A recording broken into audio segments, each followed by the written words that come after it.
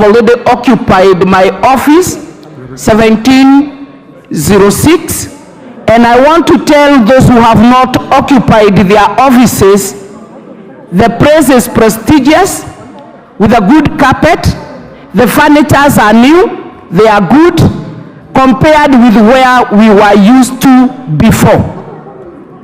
I want to tell you, Mr. Speaker, since you have also been previously a politician, you know there will never miss these people who are always very negative. And as we say that every market never misses a mad person, move away from those noisemakers. Let us appreciate as members who have occupied the office that you have made it possible that the praise is very and out. We are feeling this is the time we are really members and have been given the best environment ever. Mine is to tell you kudos and continue with the good work. We know it has taken a lot of time, more than 10 years. So getting during your time that we are occupying, we want even to tell the medias outside there that we really love the building. We very much appreciate the time that you have been our chair, and let them report positively. And if they are reporting before visiting the place, let them move in and to represent, to legislate, and do what pertains to them. Thank you so much, Mr. Speaker. Omboko Milemba. I was lucky, Honorable Speaker, to be elected by the people of Muhaya in the 12th Parliament. And when we came here, Honorable Speaker, we were told that we will be joining and actually entering that building in the next 4 months. I'm telling you, Honorable Speaker, in this House that the 4 months ended and we finished the entire term without going to that House. And therefore, I want to laud the efforts you've done to make sure that those who have come to the 13th Parliament will have a feel of that House. And I was there yesterday. Otherwise, you'd fall in the caliber of where we were, where we finished the entire term together with Otienda Molo without entering that particular building.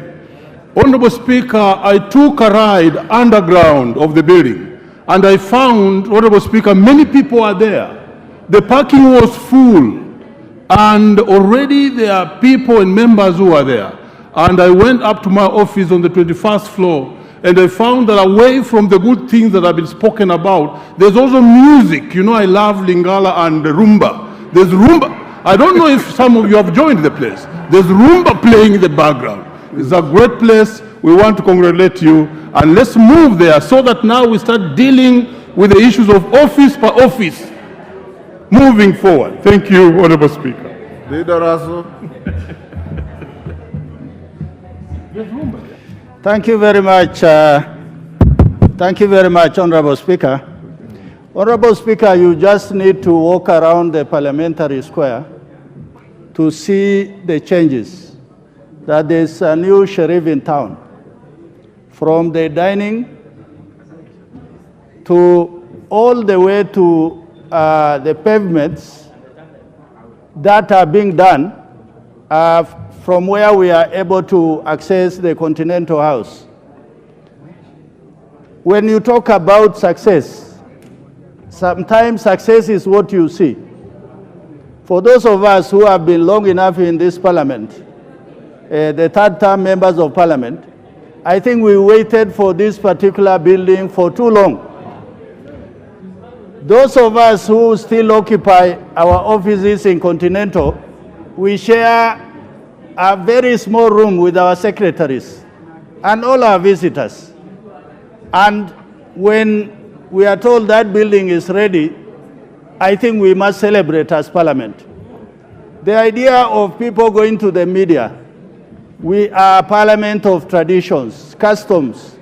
There is a way you are going to ventilate an inside issues by asking for Kamkunji through the speaker, both the National Assembly or the Senate, if there is an issue that must be raised for the members. But for what we are seeing today in Parliament, actually, some of us will have nostalgia because we are heading for other offices after this term. But I think those who will come after us they will feel comfort that there is parliament and that members will have offices, not contraption in the name of offices. Thank you, Honorable Speaker, and congratulations. Can we leave it here so that we go to other business? I want to assure you members, even the library we have set up for you is a digital library.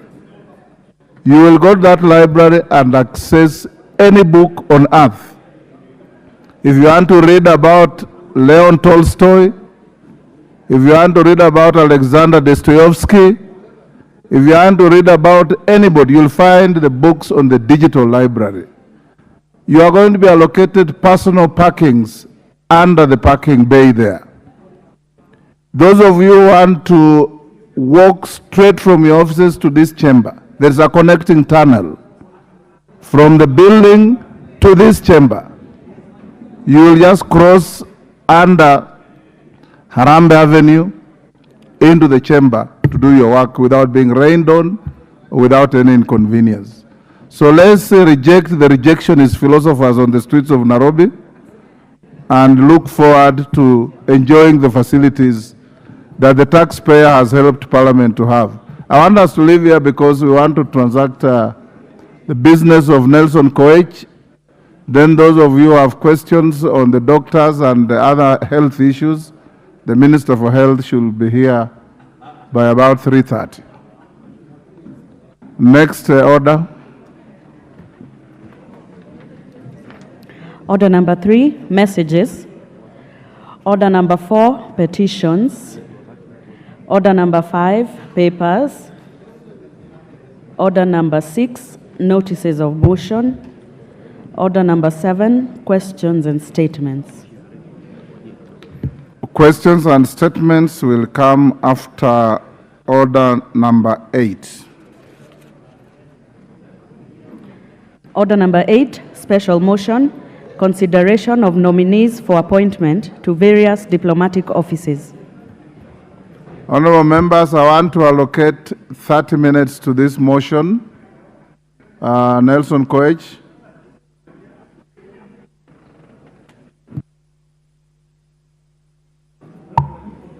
Thank you, Honorable Speaker. Honorable Speaker, I beg to move that taking into consideration the findings of the Departmental Committee on Defense, Intelligence and Foreign Relations and the report on the vetting of the nominees for the appointment as High Commissioners, Ambassadors, Permanent Representatives and Consuls General laid on the table of the House on Tuesday, 16th April 2024, and pursuant to the provisions of Article 132E of the Constitution, Section 20, Subsection 2 of the Foreign Service Act 2021, and Section 3 and 8 of the Public Appointments Parliamentary Approval Act 2011, this House approves the appointment of the following persons. Start with the High Commissioners: Ms. Catherine Kirumba Karemo, London, United Kingdom; Honorable Joash Arthur Maangi, Kampala, Uganda; Honorable Lilian Tomitomi, Lusaka, Zambia; Ms. Caroline Kamende Daudi, Ottawa, Canada; and Lieutenant General Peter Mbogo Njiru, Islamabad, Pakistan. In the list of ambassadors, number 1, Honorable Fred Outa, Cairo, Egypt; Professor Anne Kisaku Nangulu, Dakar, Senegal; Mr. Timothy Kaluma Mcharo, Algiers, Algeria; Honorable Christopher Andrew Langat, Abidjan, Cote d'Ivoire; Ms. Jessica Mudomi Gakenya, Rabat, Morocco; Honorable Halima Yusuf Mucheke, The Hague, Netherlands; Mr. David Kiprangat-Kerich, Washington, D.C., USA; Ms. Evelyn Mwenda Karisa, Havana, Cuba; Dr. Peter Mutuku Madhuki, Moscow, Russia; Ambassador Moi Lemoshira, Tokyo, Japan; Mr. Kenneth Milimo Nganga, Abu Dhabi, UAE; Lieutenant General John Amangi, Tehran, Iran; and Mr.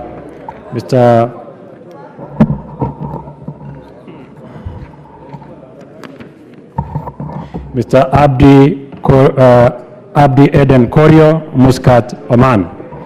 Permanent representatives: Ms. Gertrude N. Angote, United Nations Environment Program, UNEP, Ms. Grace Atieno Okara, United Nations Habitat, Dr. Francis To, Ambassador and Permanent Representative, Geneva, Switzerland, and Mr. Ekitale Erastus Lokale, United Nations, New York, USA. Consuls General, Mr. Ezra Chiloba, Los Angeles, USA, Mr. Aden Mohammed, Jeddah, Saudi Arabia, and Mr. David Iboko Lokemer, Dubai, United Arab Emirates.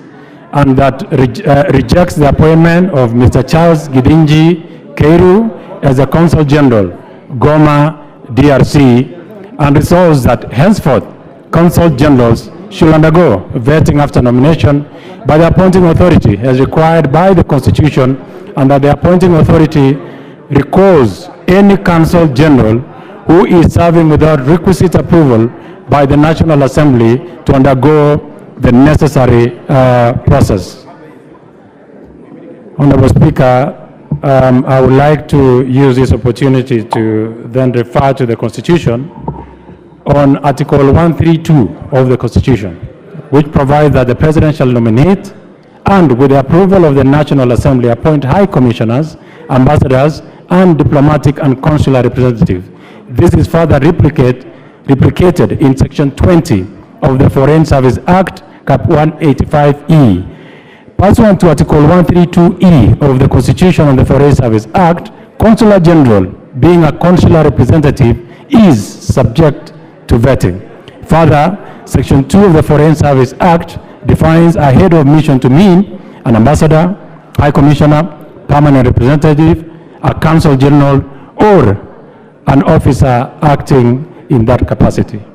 That's why, Honorable Speaker, we arrived at that decision that consul generals should be subjected to vetting, and all those that were posted without vetting are deemed to be unfit, and they should be recalled, and we vet them and they go through the necessary approval process. Honorable Speaker, the Departmental Committee on Defense and Foreign Relations is one of the departmental committees of this House, established under Standing Order 216, whose mandate part of Standing Order 2165 includes to vet and report on all appointments where the Constitution or any law requires the National Assembly to approve. Honorable Speaker, the subjects of the Departmental Committee on Defense, Intelligence and Foreign Relations are stated on the second schedule of the standing orders. Honorable Speaker, committee report before the House details the proceedings during the approval hearing of the 27 persons nominated for appointment to the offices of high commissioners, ambassadors, permanent representatives, and consuls general. The purpose of the vetting was to ascertain their suitability to discharge the responsibility of the officers they have been nominated to serve in. Honorable Speaker, pursuant to Article 132(2)(e) of the Constitution, as read together with Section 3 of the Public Appointment Parliamentary Act, which I have stated earlier. Honorable Speaker, your office, pursuant to Standing Order 42-1, made a communication dated 21st March 2024, conveying to the members of the National Assembly the message from His Excellency the President.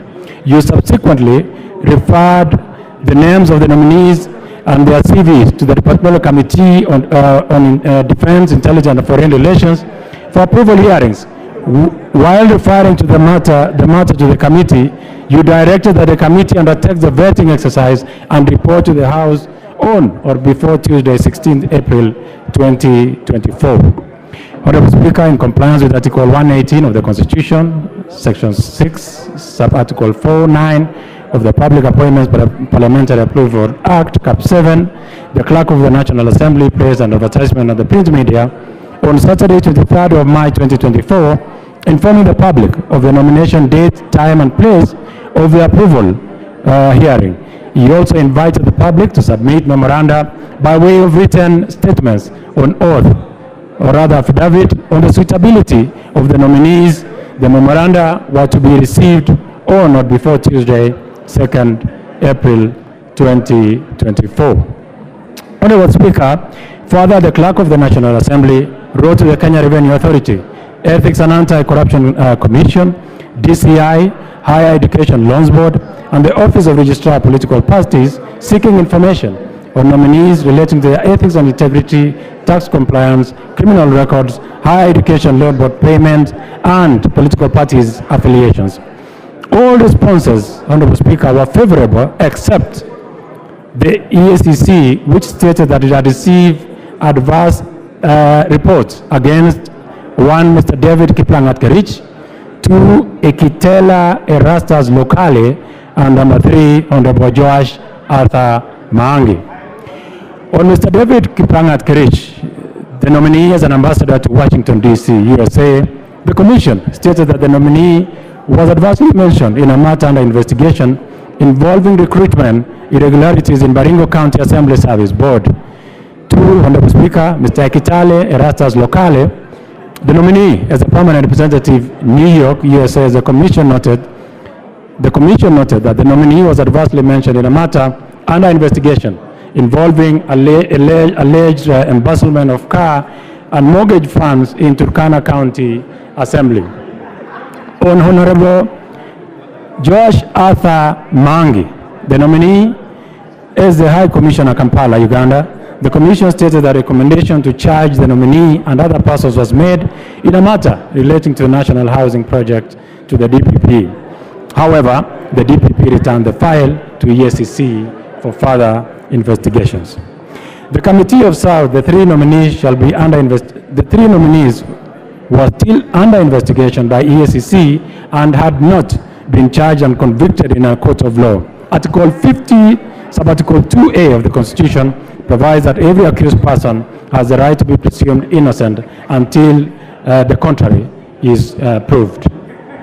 Therefore, it will have been premature to the committee to adjudge the nominees guilty of undisclosed offences when the due process had not been carried out.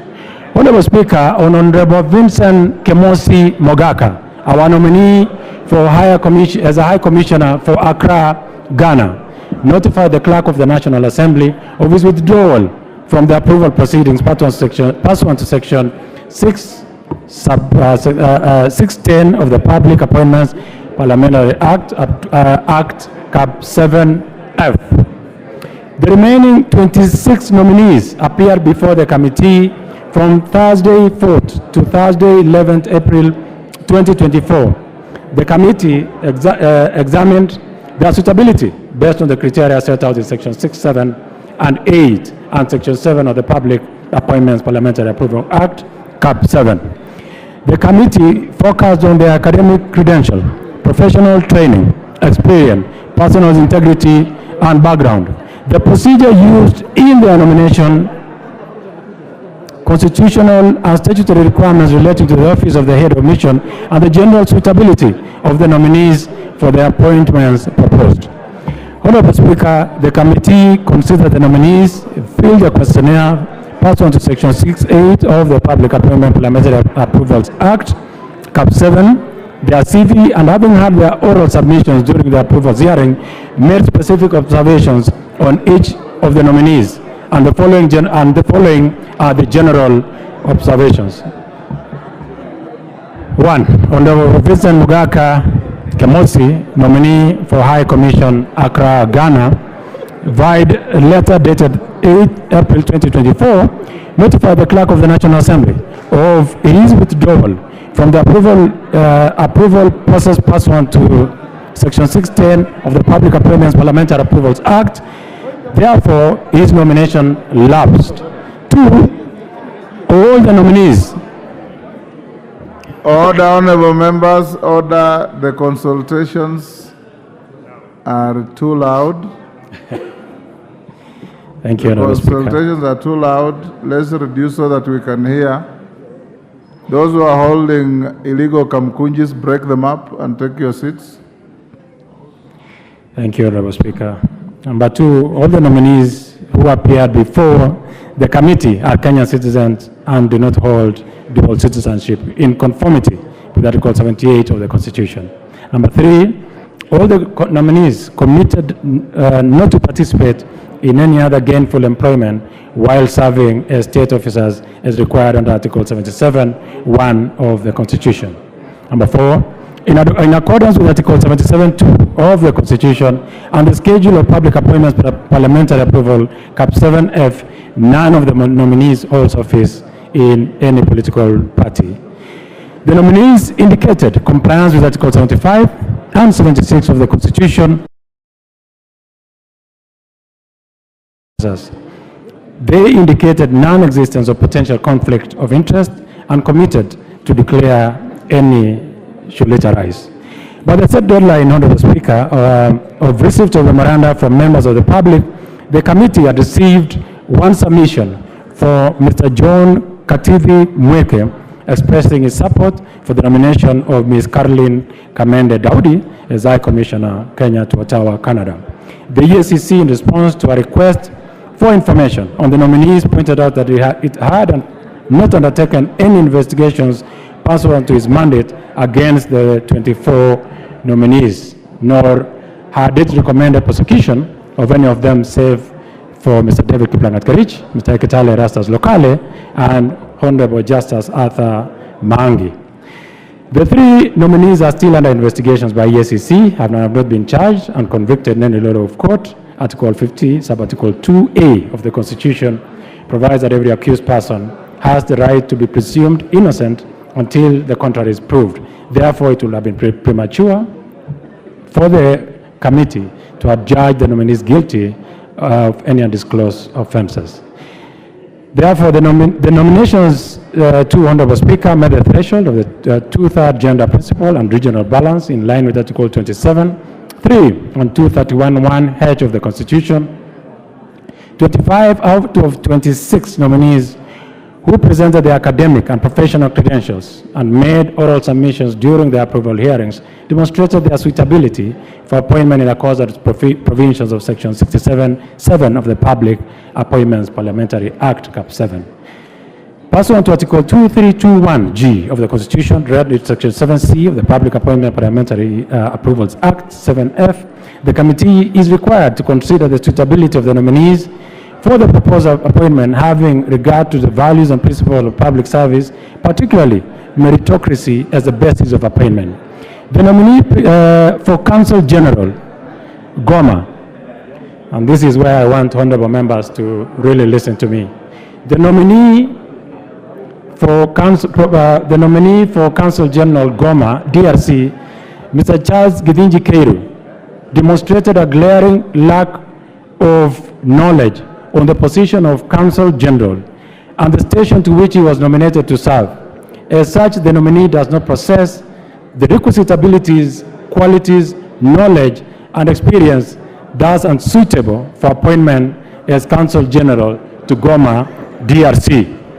Honorable members, I want to beg that I enumerate and demonstrate to this House why Congo is an extremely important station.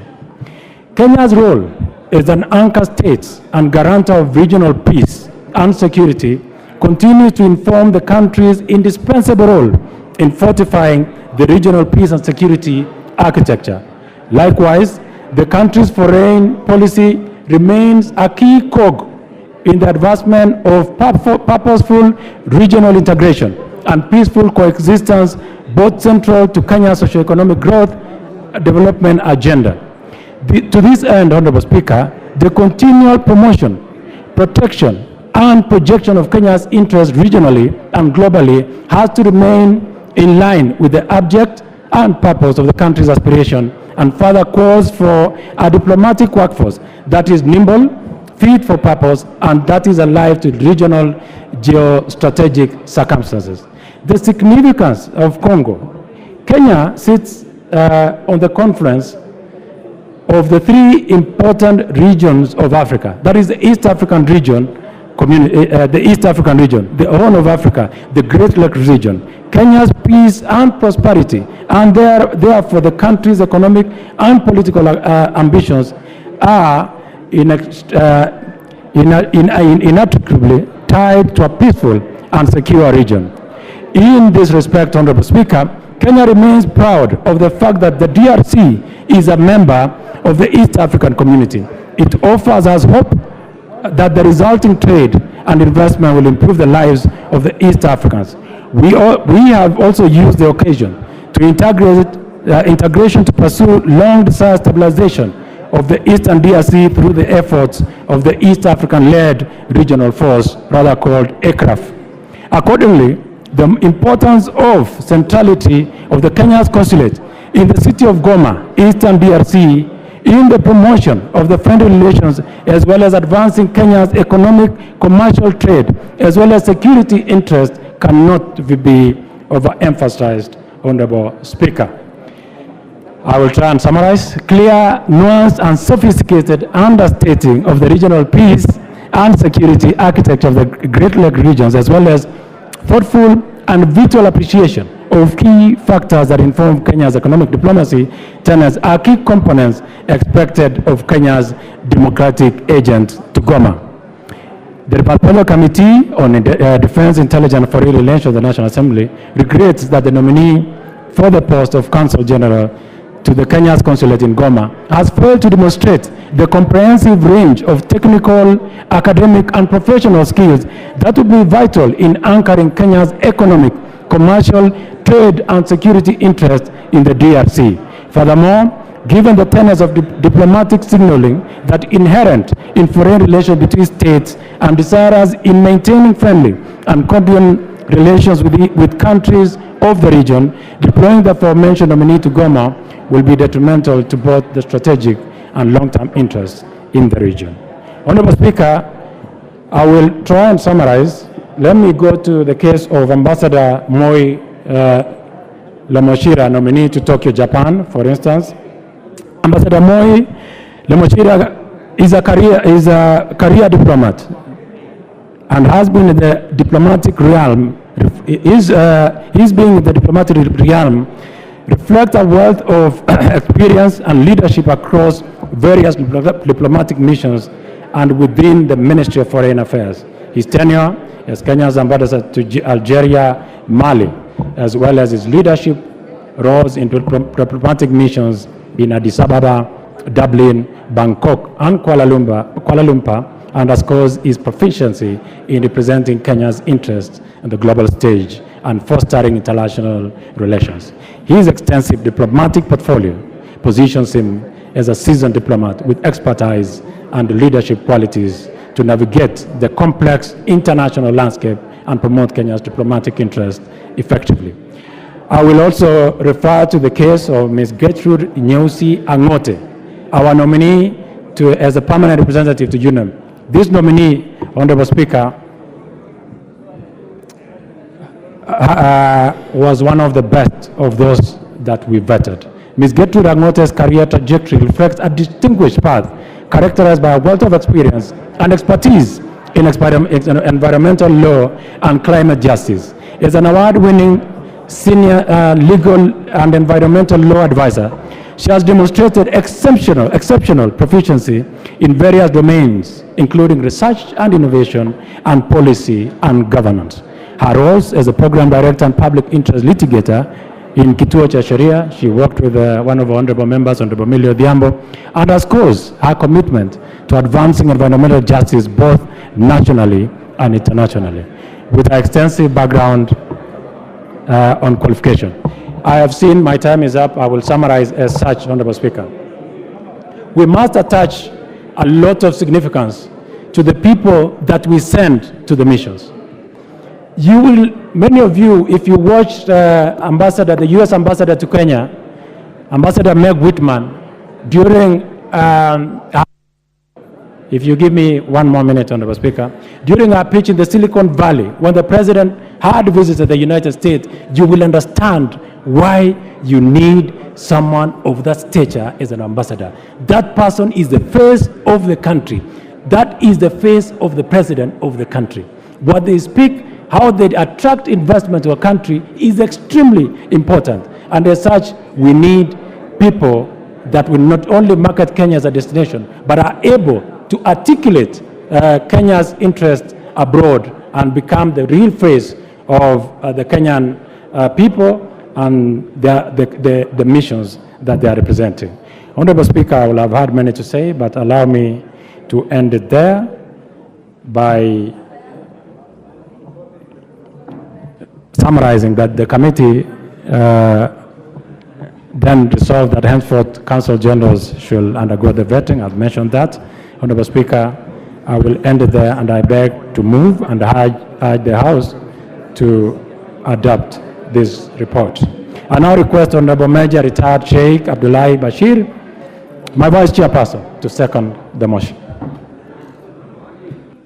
Yes, where's the Vice Chair? Bashir, proceed. Thank you, Honorable Speaker. Honorable Speaker, I wish to second the motion that this House approves the appointment of the 25 out of the 27 persons nominated for appointment as High Commissioners, Ambassadors, Permanent Secretaries, and Consul Generals, and equally resolves to reject the nomination of the nominee for DRC Congo. Honorable Speaker, the office of the High Commissioners and Ambassadors, Permanent Representatives, or Consul General is an office under the Ministry of Foreign Affairs and Diaspora Affairs. Ministry of Foreign and Diaspora Affairs. Honorable Speaker, during the approval hearings, the committee paid due regard to the procedures used to arrive at the nominees. The constitutional or statutory requirements relating to the offices and suitability of the nominees for appointment proposed having regard to whether the nominees' abilities, experience, and qualities meet the needs of the country's foreign service. Honorable Speaker, upon conclusion of the approval hearings, the committee scrutinized the personal, academic, and career background of 5 out of the 26 that appeared before us, who presented their academic and professional credentials and made oral submissions during the approval hearings, demonstrated their stability for appointment in accordance with the provisions of Section 6(7) of the Public Appointments Parliamentary Approvals Act, Cap 7F. Honorable Speaker, quite a number of them, and if I may just pick a few of them, who appeared before the committee and performed exceptionally. One of them is Lieutenant General John Mwangi, who was actually a former Vice Chief of Defense Forces for the Kenya Defense Forces. Lieutenant General Mwangi actually served over 40 years in the Kenya Defense Forces and has demonstrated that he's an officer with capacity and capabilities to be able to serve in such a station where he's posted, which is Iran. Another nominee is Ms. Caroline Kamende Daudi, the nominee for Ottawa, Canada. This lady is a seasoned litigation advocate, well experienced, and actually demonstrated capacity and skills during the vetting. And that shows that she's capable to serve in Kenya and represent the country in Ottawa, Canada. Another nominee is Lieutenant General Peter Mbogo, who was the immediate former Army Commander of the Kenya Defense Forces, a seasoned officer. And these two officers generally, the Lieutenant General Mbogo and Lieutenant General Mwangi, are officers that I have served with personally while I served in the military some years back. And I can vouch for their character and their discipline, and of course, their background and their additional experiences. Honorable Speaker, another nominee that actually performed exceptionally well is Adan Mohammed, nominee as the Consul General in Jeddah, Saudi Arabia. During the hearing, this nominee responded to questions posed by the committee with clarity. He has served in various missions within the Ministry of Foreign Affairs and has capacity to do and to join the diplomatic corps at that kind of a level. He goes to Saudi Arabia, Jeddah, and I'm sure this is the first time that we have a Consul General in Jeddah, and this is a good step so that he can serve the Kenyans going to Jeddah and Saudi Arabia. Honorable Speaker, on the issue of the nominee that the committee has rejected, it is good to note that the nominee for DRC Congo actually did not demonstrate that he has the capacity the skills and the competence to serve in DRC. Remember, DRC is a complex country, and that it requires somebody with a lot of capacity, somebody with a lot of educational background, somebody with a lot of experience and skills.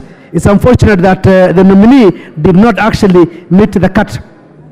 Honorable Speaker, I wish to assure the House and the country that we have the right individuals to steer our foreign policy in the respective stations. We therefore recommend that the National Assembly approves the appointment of the 25 persons to serve as High Commissioners, Ambassadors, Permanent Representatives, and Consul Generals in the respective stations, and rejects the nominee of Mr. Charles Githinji Kairu as Consul General for Goma in DRC.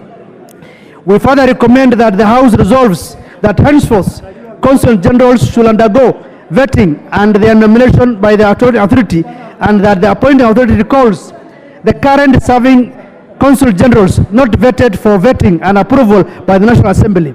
Honorable Speaker, I wish to second the motion and urge the House to adopt this report and agree with the committee. Thank you very much, Honorable Speaker, and I second.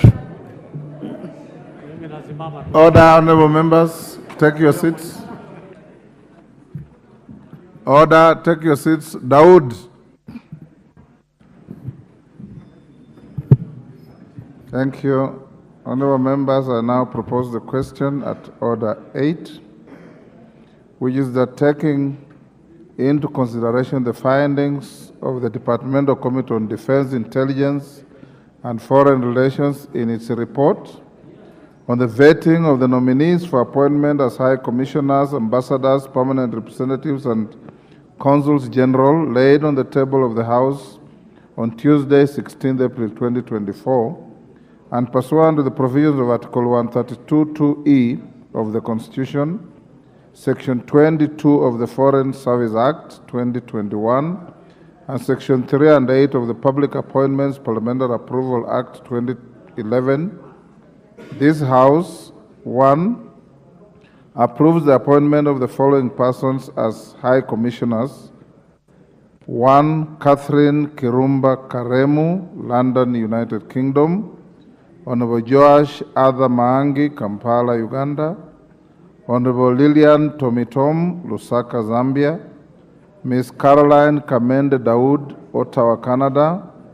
Lieutenant General Peter Mbogo Njiru, Islamabad, Pakistan. Ambassadors, Honorable Frederick Otieno Outa, Cairo, Egypt. Professor Anne Kisaka Nangulu, Dakar, Senegal.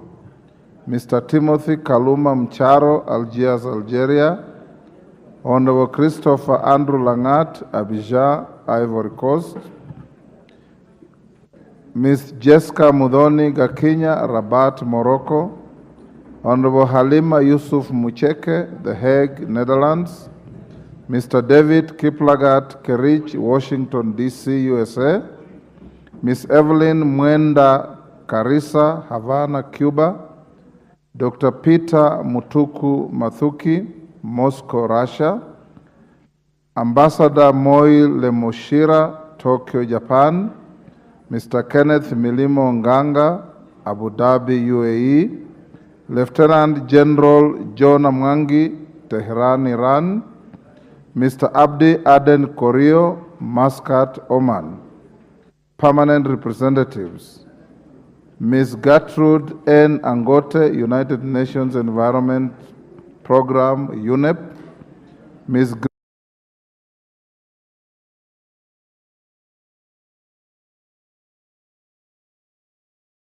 Permanent Rep, Geneva.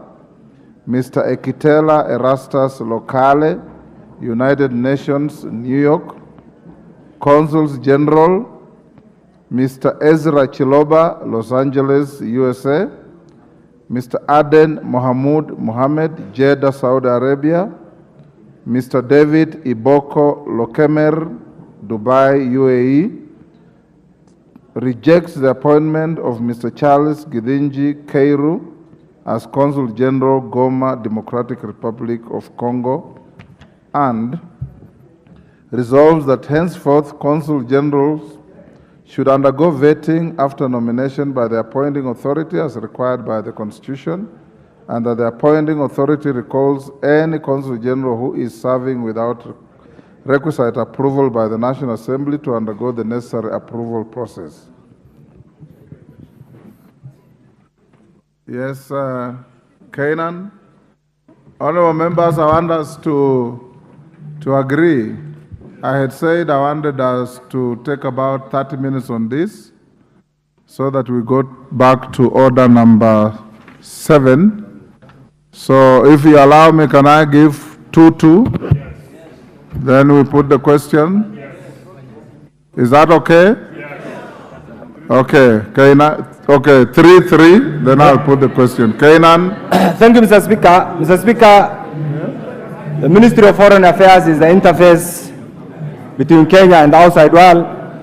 But Mr. Speaker, before I make my informed contribution on this, let me invoke the provision of the standing order and declare that 2 of the nominees, Ms. Anna Ngulu was my lecturer at Mo University, a very able young lady, highly intelligent, and I'm glad that the President has nominated her in order to utilize her expertise in history and governance.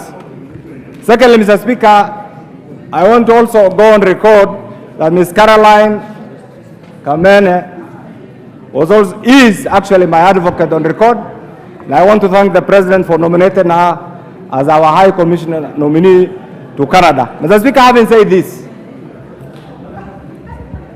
the history of diplomatic engagements started in 1948 with the Westphalia Peace Treaty between the Emperor of Rome, the King of France, and the Allies, Mr. Speaker.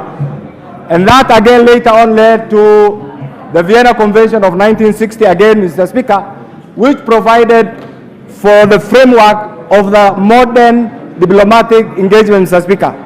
Mr. Speaker, having said this, I want to also appreciate the role played by the Nusu Mukate government between 2007 and 2013. For the first time, Mr. Speaker, the pillars, the tenets of our diplomatic engagement, Mr. Speaker, were written and made as part of our written foreign policy, Mr. Speaker, because before then, our foreign policy was just at the whims of the President, the members of the executive, Mr. Speaker, and I really want to appreciate the role you have played at that particular time, and appreciate today the tenets of our foreign policy are written. Mr. Speaker, having said this, our diplomatic engagement over the years has metamorphosed, Mr. Speaker, taking into account our unique regional, international, global interests, Mr. Speaker. And Mr. Speaker, that is the essence of diplomatic engagement. Mr. Speaker, I want to thank the President for nominating individuals both from the career diplomats and political appointees, Mr. Speaker, because that blend is what is going to project, promote, and protect our image, Mr. Speaker, in international forum, Mr. Speaker. Mr. Speaker, over the years, the emphasis of our diplomatic engagement has been political diplomacy, Mr. Speaker.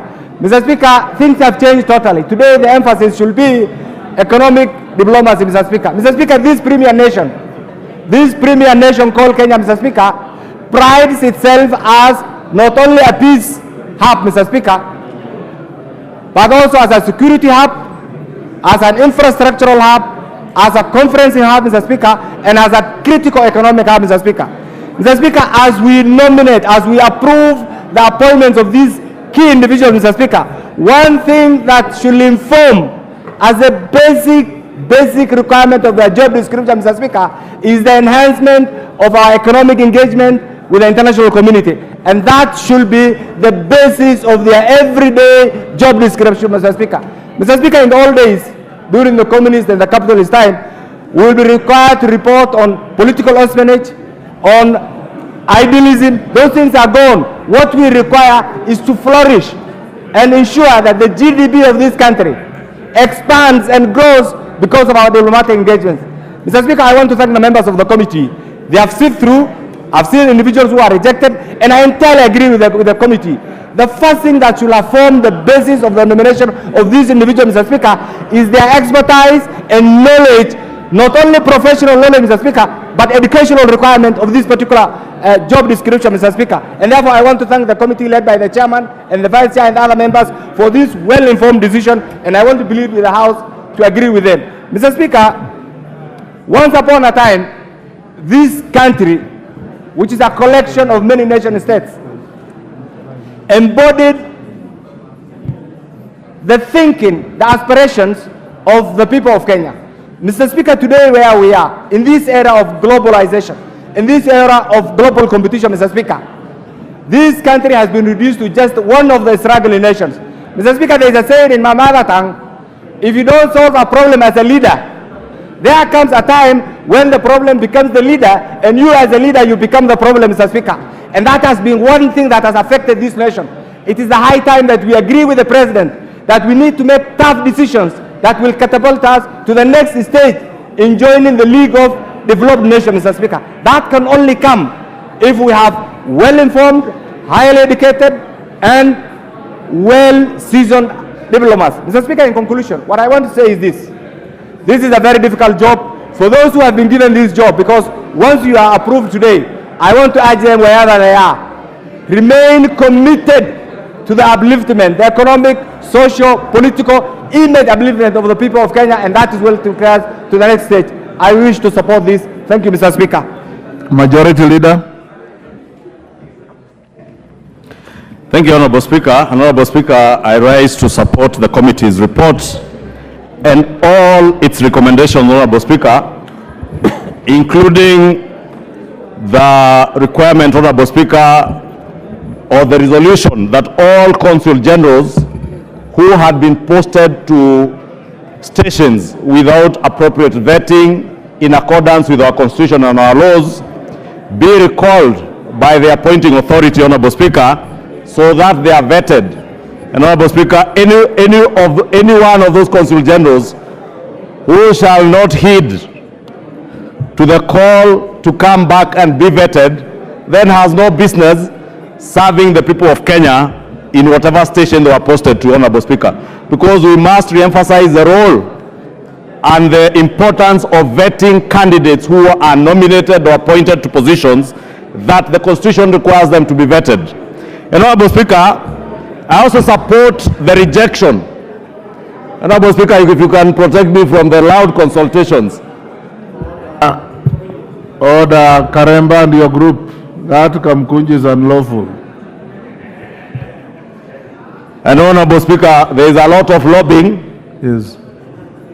And lobbying is okay because it is allowed in all parliaments. But lobbying, Honorable Speaker, there is a way it is done.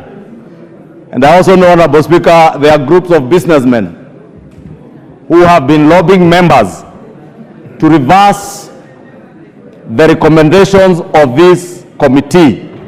Honorable Speaker, I'm talking about this lobbying, Honorable Speaker, because the businessmen who have been lobbying members had no opportunity, like the Committee of Foreign Relations, to interrogate each of these candidates. And I know they have been lobbying people on the basis of their ethnicities, on the basis of where they come from, and even at times enticing members with the incentives. Honorable Speaker, this would be the most shameful thing that we can do as a House, to allow ourselves to be lobbied. Honorable Speaker, I have no liberty to name any names, Honorable Speaker, because I am a responsible leader. But I must protect the dignity of this House as a leader in this House. We must not, as a House, allow ourselves to be lobbied by busybodies of businessmen and women out there to reject a report by a committee of this House after they have done a lot of work to vet all the nominees, Honorable Speaker, including those who had issues with EACC, and members who have bothered to read the committee's report will see some of the issues that were raised and how the committee addressed them. Therefore, Honorable Speaker, when the committee resolves to reject a nominee on the basis of that nominee's competence to the position that they have been nominated to, Honorable Speaker, we must give respect to this committee and its members, who are honorable members, that they have done their work, Honorable Speaker. Honorable Speaker, we were all watching on TV, and that is why, Honorable Speaker, I must thank you and the Parliamentary Service Commission for making it possible for all these vetting processes to be broadcast live on TV, so that Kenyans can vindicate this House when we reject a nominee. And Honorable Speaker, I want to say, I support even the rejection of Charles Githinji Keiru as Consul General for Goma. Goma, Honorable Speaker, is not a small station, and you've been Minister for Foreign Affairs, you know. Goma is a very important station in our region and in the East African community, Honorable Speaker. And therefore, the person that we send to represent the people of Kenya and personally represent His Excellency the President must be somebody whose competence is not questionable. Must be somebody that we have confidence in as a House, that he represents the people of Kenya and the best amongst the people of Kenya. And I want to support, Honorable Speaker, the committee's report in the rejection of the Honorable the Charles Githinji Keiru and the recall of all other consul generals who in the last regime were posted to stations without going through vetting, because our laws, our constitution requires that this House vets even consul generals. And therefore, Honorable Speaker, I support the committee's report in its totality to pass those that the committee has agreed that we pass, and to reject those that have been proposed for rejection, and to also support those who are being recalled as recommended by the committee, because we will just be emphasizing. Women Rep Busia. Thank you, Mr. Speaker. This is the first time the hustler government has rejected its own hustler. The description or definition of a hustler is in Charles Githinji. Even if he couldn't define GDP, you empower, because that was your vision. Take him to Goma, wherever you are taking him to, and give him scholarship as well, so that he can represent the hustler government. How can you tell me that he just reached Form 4 or has limited qualifications? That is the hustler, and that is the definition I understand from where I stand. So I support, and allow me to ask the majority leader not to be so this young man that I watched, he has a will, and the adage prevails, where there is a will, there is a way. Don't put impediments. So this Charles Githinji man, I don't know where he comes from, what he has done, but I just know that he did not define some things, but he was smart and had audacity to go there and sit and face these very learned people, and also did not even, he was not in a hurry. So that is the hustler that President Ruto promised. So carry your burden. We are here. We want to support you. Thank you. Hustler. Lea Sangaire, or is it, no, that's not Lea, Pauline. Sorry, Pauline Lengriz. Thank you, Mr. Speaker, for giving me this opportunity also to add my points on the motion on the floor. Let me take this opportunity first to thank the President for appointing many Kenyans to various positions and to work in different countries. Let me, Mr. Speaker, also thank the committee for the good work they have done, and also for the thorough investigations they have done to ensure that the people who are nominated to the countries will represent this country well and are equal to the task. I want to say that to register my support to the report of the committee. However, Mr. Speaker, I have some concerns, and I want Mr. Speaker to protect me because there's a lot of noise coming. I don't know whether you're able to hear me. Order, honorable members. Order. Mr. Speaker, as much as I support the report, I have some few concerns. And my concern, Mr. Speaker, is so genuine. Since we came into this house, Mr. Speaker, in August last year, we have been passing and supporting candidates who have been appointed to various countries. Mr. Speaker, as much as we belong to the larger Maa community, we have never sat in this house, and my colleagues could agree with me that there is no any single day that we have seen a Samburu woman or a man who has been forwarded names to be feted in this house. I don't know why the top leadership of this country has never seen potential in giving opportunities to people from Samburu County. So I want Mr. Speaker to make a honest request, and I hope the President is looking at me now, that the two names, woman and one to a Samburu man, because we have never feted any person from my community, and we are equal to Kenyans. We want to see the face of Kenya in all the appointments done by the government. So a kind request to the government and the appointing authority that we also have competent men and women who can serve in those positions. So kindly give us the two positions that have been rejected in this house today. Give to the Samburu, a Samburu man and a Samburu woman. We have competent people who have gone to school and they can serve this country well. Thank you, Mr. Speaker. Senior Counsel Molo, Otienda Molo. Thank you, Mr. Speaker. Mr. Speaker, I want to join my colleagues who have congratulated the committee, because I think they did their work speedily, they did it openly, and they have made recommendations which are reasonable. Order, Honorable Member for Kahawa. Thank you, Mr. Speaker. I actually support their recommendations in terms of the names that they've approved, and in terms of the name they have recommended not to be approved. Mr. Speaker, I have no specific issue with any of the recommendees.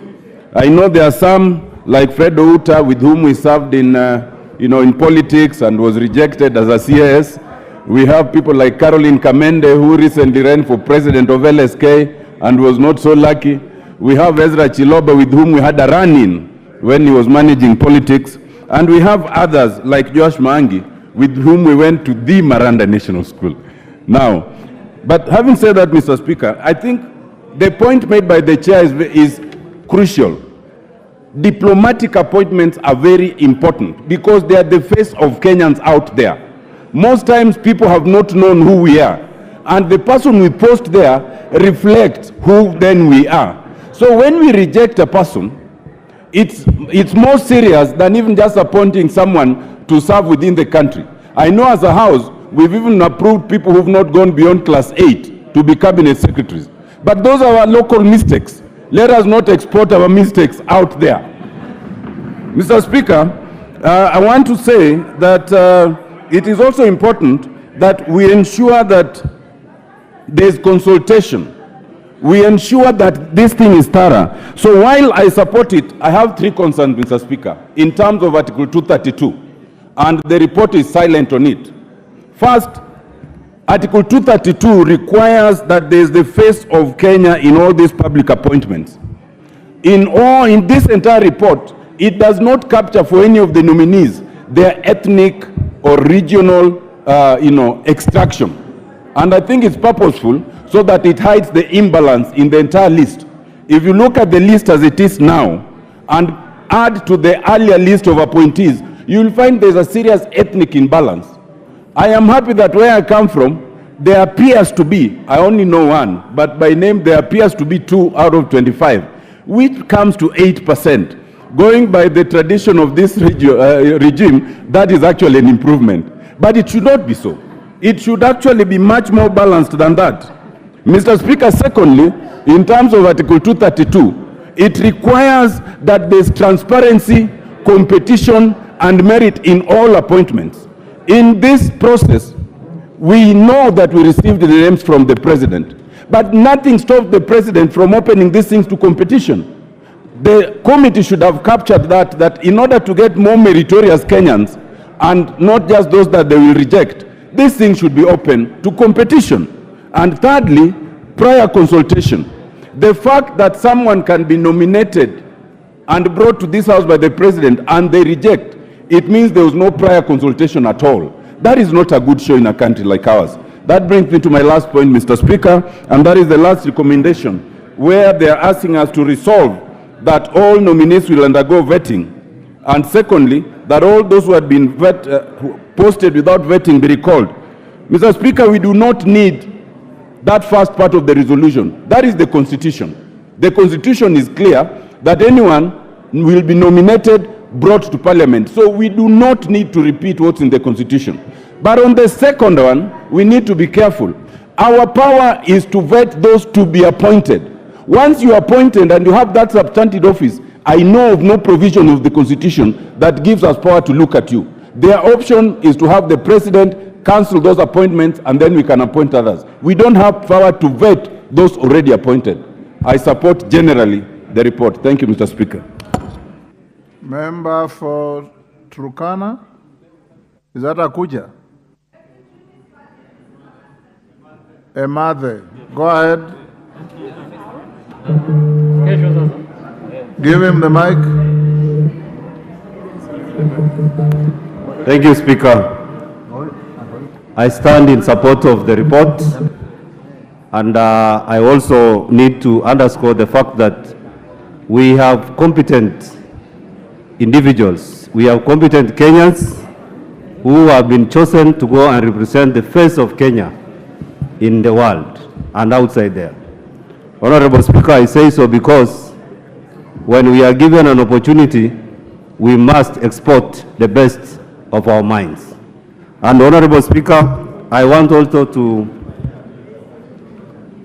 underscore the fact that we have been given an opportunity to implement Article 232 as alluded, and that by fact, I want to say that Turkana Nation is one of the most lucky this time round in the list. There are two individuals, one is going to Dubai and the other one is going to be our permanent representative in New York. Honorable Speaker, these two individuals have demonstrated a lot of good education background, and I have one of the best experiences outside there, Honorable Speaker, and I want to thank the nominees for standing out in the vetting process.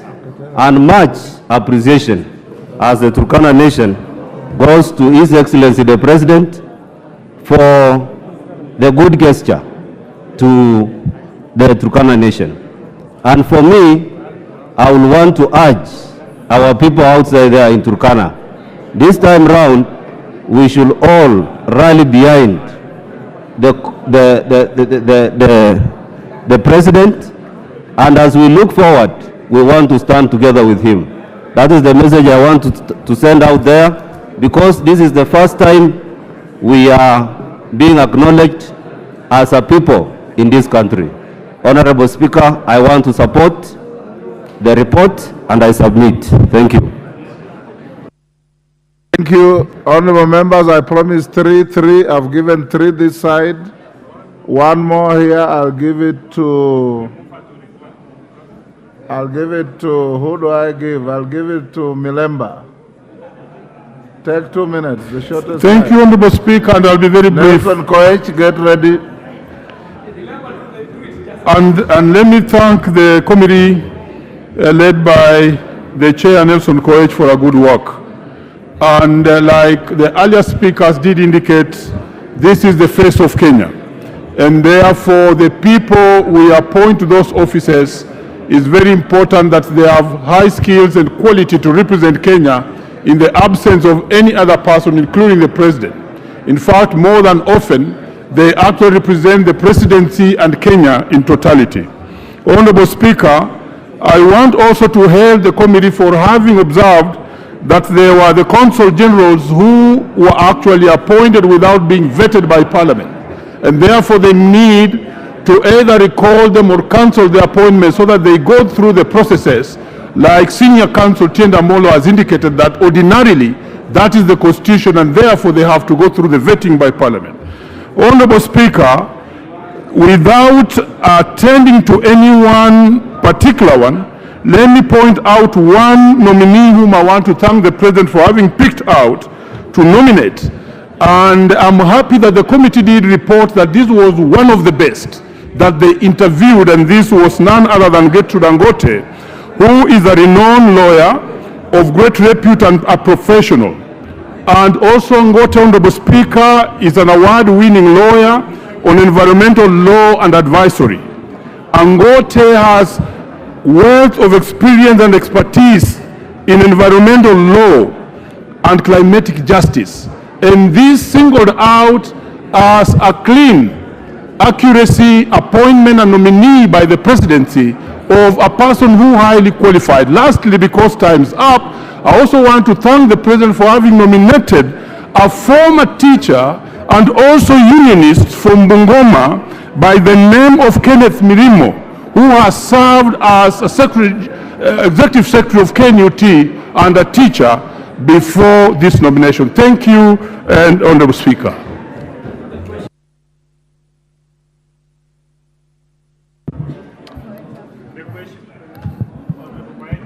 I'll now put the question that the mover be called upon to reply. As many as with that opinion say aye. Aye. Will those of the contrary opinion say nay?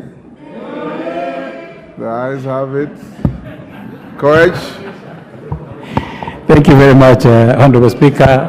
Thank you very much to the contribution by honorable members. I've listened very keenly to what honorable members have said, and I will just want to enumerate further on what Honorable Catherine has said of the meaning of a hustler. You will realize that in that list also, a hustler has so many definitions. There's a hustler in terms of business. There's a hustler who is equally educated and does not have an opportunity to represent our country. I will mention, for instance, that Professor Honorable Langat, the former Senator Bomet, started as a primary school teacher.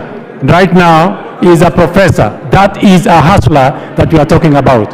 I also want to concur with what Honorable Otienda Mola said in regards to the Constitution and Article 132 of the Constitution, that all, 132, that all the Council Generals, in regards to the appointment of the Council Generals, that it is constitutional. You do not even have to mention, so that all the Council Generals that have gone before and are never vetted, we should accept that was a mistake. In finalizing, in concluding, Honorable Speaker, let me say this, that I really want to thank honorable members of my committee for the work that they put in this report. When the rest of the House were on their recess, honorable members of the Defense and Foreign Relations Committee painstakingly was looking through all the list of the members and nominees that had been brought before us. I really want to thank them for taking their time to do this noble job. On issues of the face of the country, I want to thank honorable members that have said our ambassadors and representatives and diplomats are the face of our country outside our country. We want to see that people who are able to articulate issues of Kenya to our country. Honorable Speaker, I beg to reply. Thank you. All the honorable members on their feet, take your seats. Kiborek, take the nearest seat.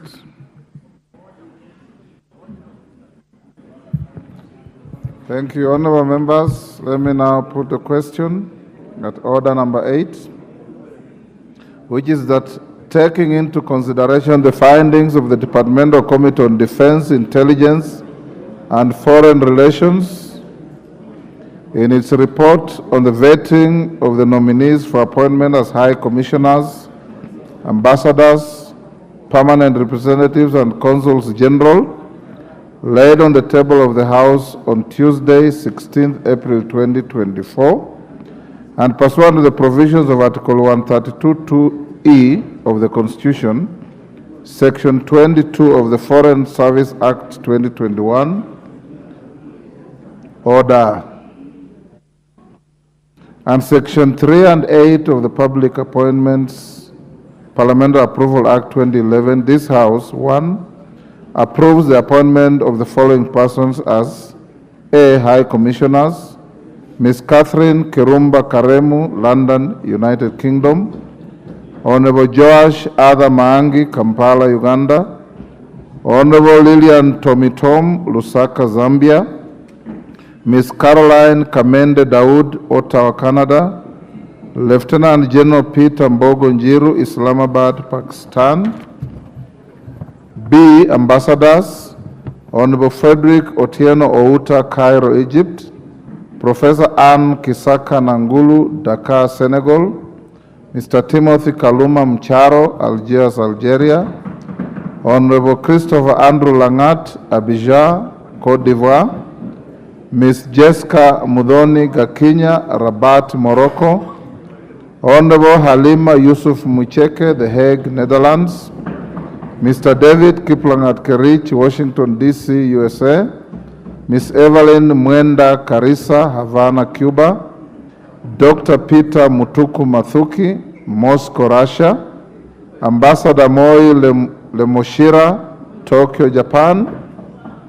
Mr. Kenneth Milimo Nganga, Abu Dhabi, UAE. Lieutenant General Jonah Mwangi, Tehran, Iran. Mr. Abdi Aden Korio, Muscat, Oman. C. Permanent Representatives. Ms. Gertrude A. Nangote, United Nations Environment Program, UNEP. Ms. Grace Atieno Okara, United Nations Habitat. Dr. Fancy To, Ambassador, Permanent Rep, Geneva. Mr. Ekitela Erastus Locale, United Nations, New York. D. Consuls General. Mr. Ezra Chiloba, Los Angeles, USA. Mr. Aden Mohamud Mohammed, Jeddah, Saudi Arabia. Mr. David Iboko Lokemer, Dubai, UAE. 2. Rejects the appointment of Mr. Charles Githinji Keiru as Consul General, Goma, Democratic Republic of Congo, and resolves that henceforth Consul Generals should undergo vetting after nomination by the appointing authority as required by the Constitution, and that the appointing authority recalls any Consul General who is serving without requisite approval by the National Assembly to undergo the necessary approval process. As members of that opinion say aye. Aye. Will those of the contrary opinion say nay? Nay. The ayes have it.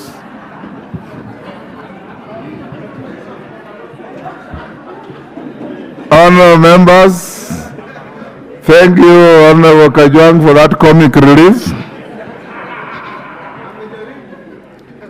We need some comic relief sometimes. Honourable members, will now go back to order number 7. And Majority Leader, if your minister is within the presence of Parliament, you may call her in.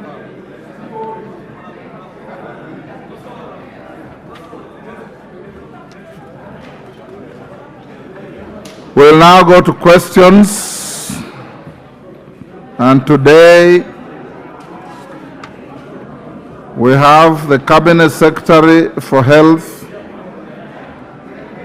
the Honorable Susan Nakhumicha.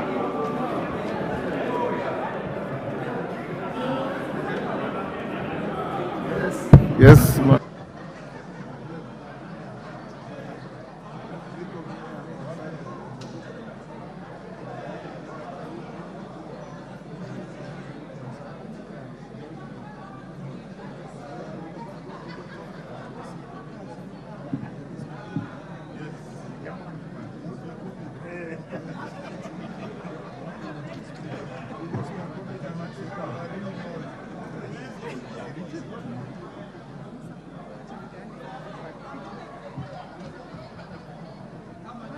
Order, honorable members. Order. Order, honorable members. Order. Honorable members, on your feet, take your seats. Those conducting unlawful kamkunjis. Order. Order. Those members who want to leave the chamber for whatever reason, do so quietly. We are now going into question time, and those who have a habit of constituting mini kamkunjis, please desist. We want to conduct business peacefully. Question time now. CS for Health, Susan Nakhumicha, welcome to Parliament with your team.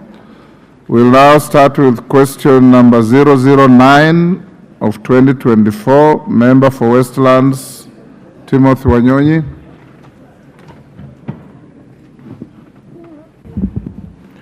Thank you, Mr. Speaker.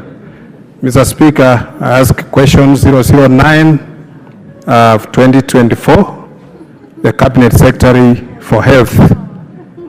Could the Cabinet Secretary explain why the ministry is yet to post medical interns who ought to have been posted in September 2023, noting that such a delay denies the affected graduates the opportunity to put into practice the theoretical skills gained?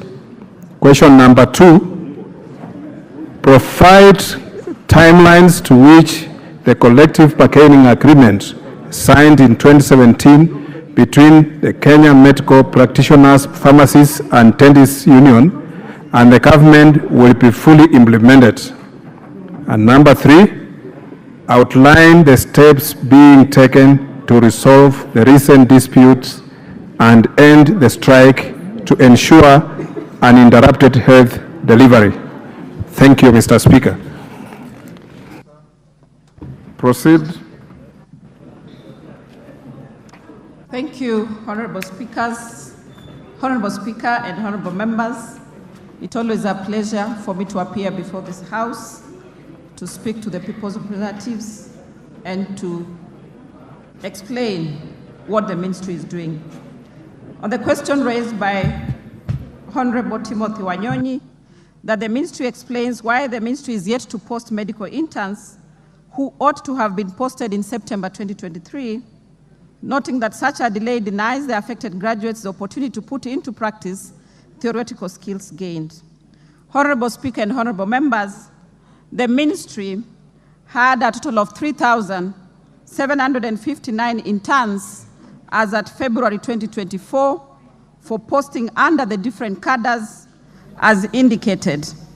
We had 849 medical officer interns, 72 dentist interns, 289 pharmacist interns, 1,134 nursing degree interns, 145 degree clinical officer interns, and 1,270 clinical diploma interns. Of these that I have mentioned, 1,270 clinical officer diploma interns were posted and they have already reported in their placement centers. Another 1,210 medical officers, dental officers, and pharmacists have been posted, and their letters of posting have equally been shared on their emails, and they are expected to have reported starting the 15th of April, and the ministry has started taking stock from the internship centers to determine how many have so far reported. The ministry is now in the process of finalizing the process for posting the nursing 2,404 nursing and clinical degree interns, and they will start collecting their letters, and we have equally posted on their emails. They also ought to report starting the 15th of April, which has already passed. Honorable Speaker and honorable members, I would like to note that, however, there was a delay in the posting of interns due to lack of budgetary allocations. In the financial year 2023-2024, the ministry was allocated a total of 3.6 billion to cater for internship program against a requirement of 5.7 billion. This resulted in a gap of 2 billion. This gap was considered during the supplementary estimate number 1 and was able to cater only for the 4,156 interns who were posted in July 2023. The ministry appealed to the National Treasury to provide funding of 4.8 billion to cater for the placement of the 3,759 interns through a letter dated 1st of February 2024. The National Treasury replied to the letter through a letter on the 13th of February, indicating that they were not in a position to provide requested funds and advised the ministry to rationalize the numbers and equally to review the internship policy with a view to accommodate more interns within the available budgetary provisions. Following the guidance from the National Treasury, the ministry wrote to the Salary and Remuneration Commission for guidance on how to rationalize that. The SRC responded by providing stipend rates to be payable to interns. With the rates from the SRC, the ministry wrote to the National Treasury and managed to secure 2.3 billion to post the 3,755 interns. It is on this rate that the interns I've indicated above have been posted. Honorable Speaker and honorable members, on the second part of the question, that the ministry provides timelines to which the collective bargaining agreement signed in 2017 between Kenya Medical Practitioner, Pharmacy and Dentist Union and the government will be fully implemented. Honorable Speaker and members, the collective bargaining agreement signed with KMPDU in 2017 continued to be implemented by the national government. The national government has so far undertaken the following to fulfill its obligations under the CBA. One, it has facilitated the payment of basic salary arrears accrued by the national government entities arising from the 2017-2021 CBA. And I would like to confirm that indeed the national government has actually even paid in excess, and there are some doctors who owe the national government some money. The national government has also provided grants and scholarship for eligible postgraduate medical officers based on immediate service needs basis. Equally, the national government has provided comprehensive medical insurance to the doctors at the national government level. In the financial year 2023-2024, the ministry posted 4,156 medical interns in July 2023 at a total cost of 4.3 billion. These interns are due to complete their internship in June 2024. Similarly, the ministry secured 2.3 billion to post the 3,759 medical interns according to the SRC advisory rates. However, there are challenges in implementation of some of the provisions, including the areas of internship. These challenges will be addressed in the new cycle of negotiations of the CBA, which is ongoing.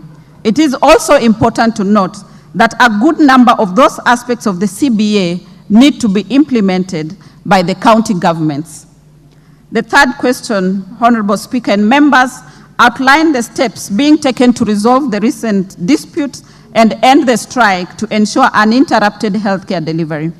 Honorable Speaker and honorable members, the ministry is taking various steps and measures to resolve the ongoing strike. The measures being taken have been categorized into immediate and short-term, medium-term, and long-term. In the short-term and in the immediate, the ministry has posted all interns, and this posting was from 2nd of April based on the revised rate of SRC. All the interns ought to have reported to their internship center by the 15th of April. Honorable Speaker and honorable members, I've said the ministry is in the process of collecting returns from the respective internship centers. In a few days, we shall be able to report on how many of these interns have actually reported. But we confirm in the affirmative that the clinical officer diploma interns have reported, and we have returns at the ministry. The ministry has also requested for 267 million for payment of postgraduate registrars' fees arrears. I stand to confirm, Honorable Speaker and members, that in this week, the ministry has received a confirmation from National Treasury of 200 million that will be given to the ministry to be able to pay these arrears.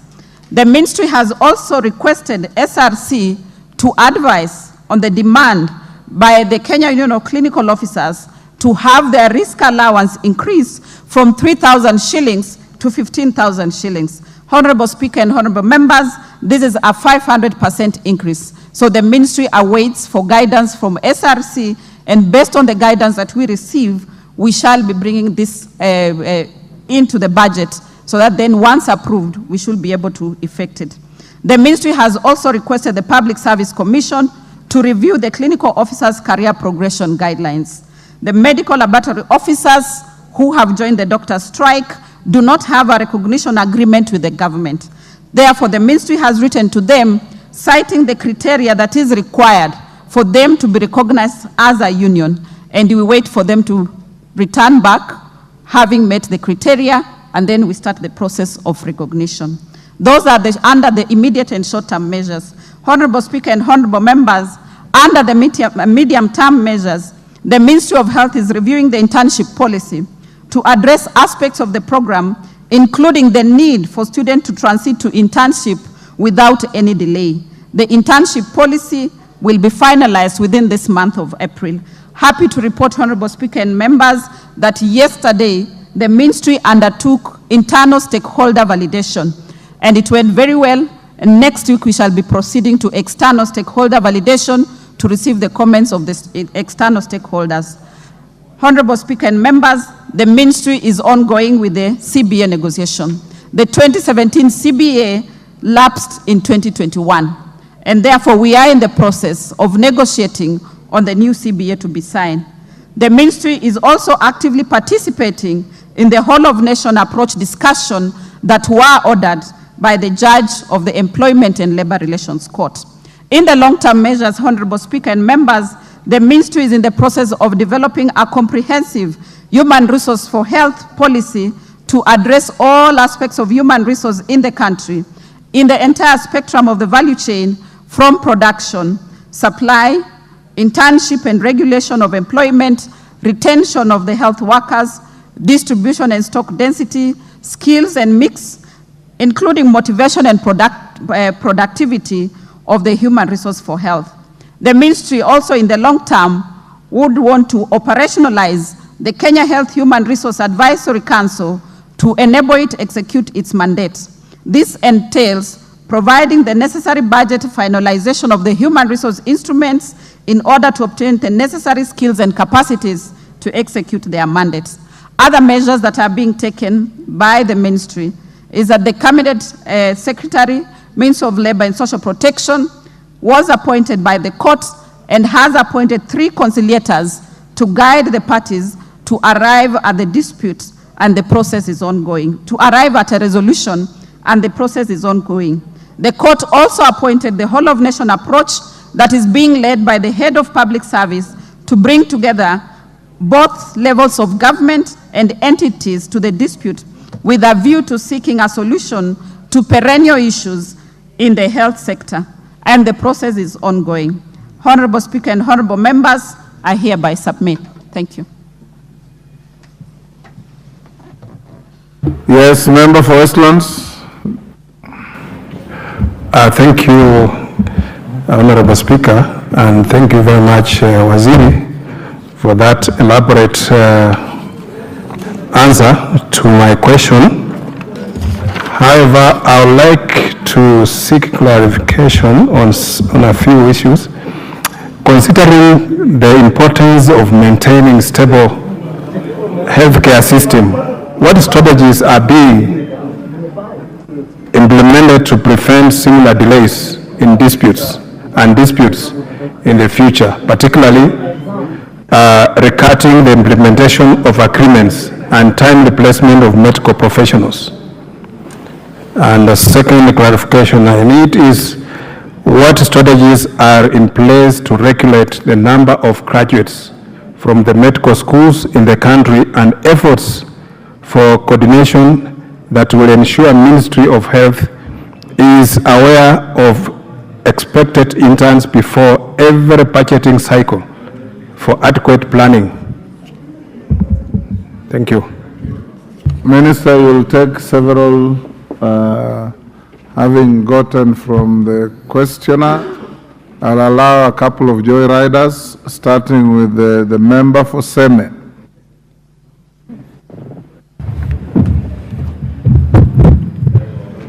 Thank you, Mr. Speaker. I would have liked to do more than being a joyrider, but this, as we know, the whole week I've been trying that, but I'll take what is available. Mr. Speaker, the issue is that the interns have been posted. And that's what we are told. But what we know, not all interns have reported. And then that brings to me the issue that I would like a clarification from the minister. When we use the word intern, who are we talking about? There are various cadres within the ministry, and they do different internship. Now, there are also generally in the country the term internship which is used in industry. Do we have a clear clarification of who these are? And why I ask that question, Mr. Speaker, is this. We have some interns who are now employed.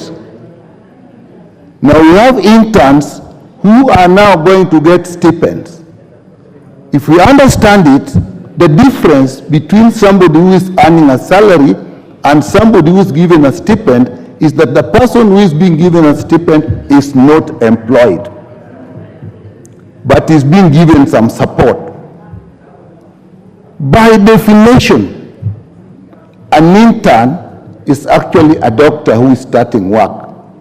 He or she has graduated, has taken the Hippocratic Oath, has actually been given an interim license, and when they are on duty in hostels where they are, the structure in those hostels will normally be, there's amongst the doctors, there's a first on call, who is always the intern, there's a second on call, and there's a third on call.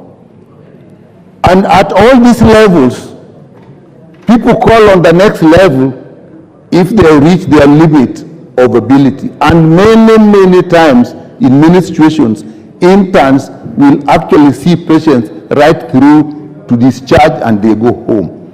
So when we are now talking of stipend, are we saying these people are not employed?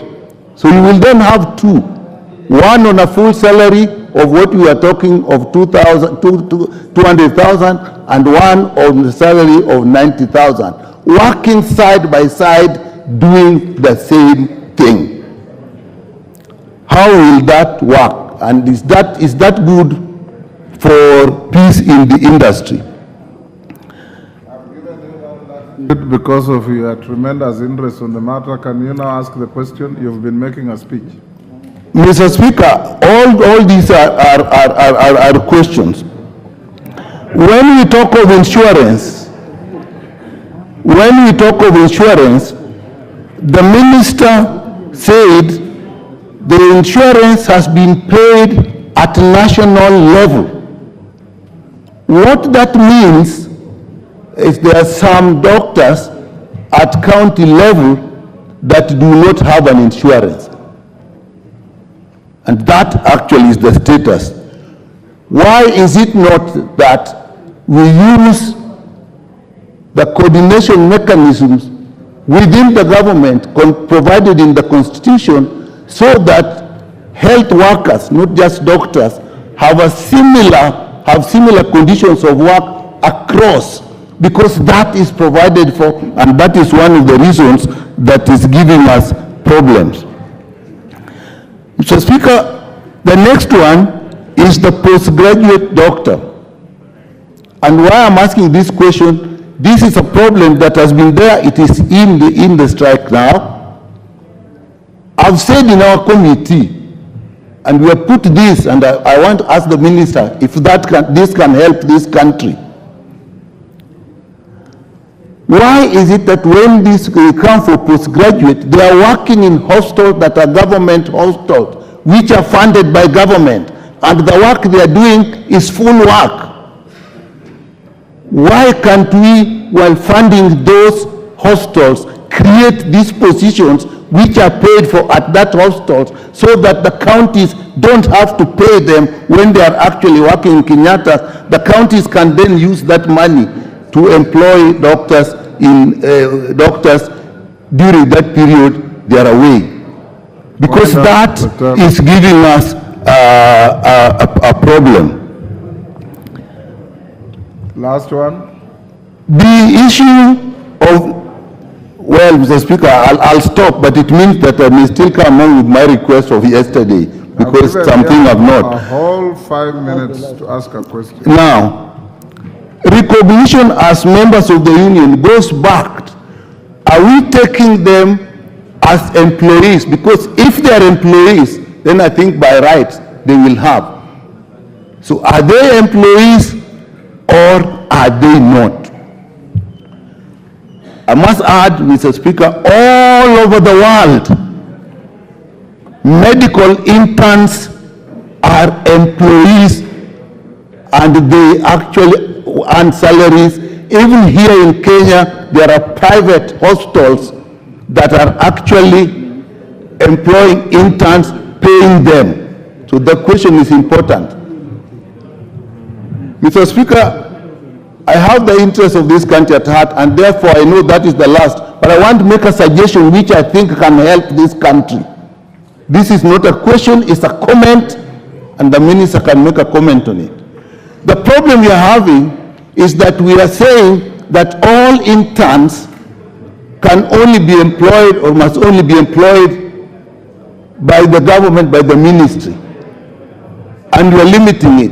Why don't we put, and the ministry will understand this, or her technical people, a regulation that all levels at which interns can work, and those are level 4 and 5, whether they are private or they are public, they create levels of position for interns by law.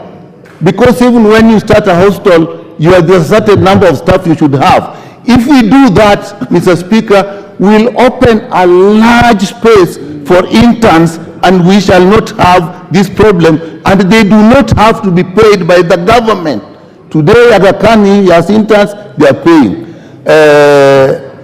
Karen as interns, they are paying. Tenwek as interns, they are paying. Kijabe as interns, they are paying. So we have to look at it broadly so that we actually can get rid of this problem that looks perennial of interns. Mr. Speaker, I may later on seek how to discuss this more, but for now, I'll leave it there.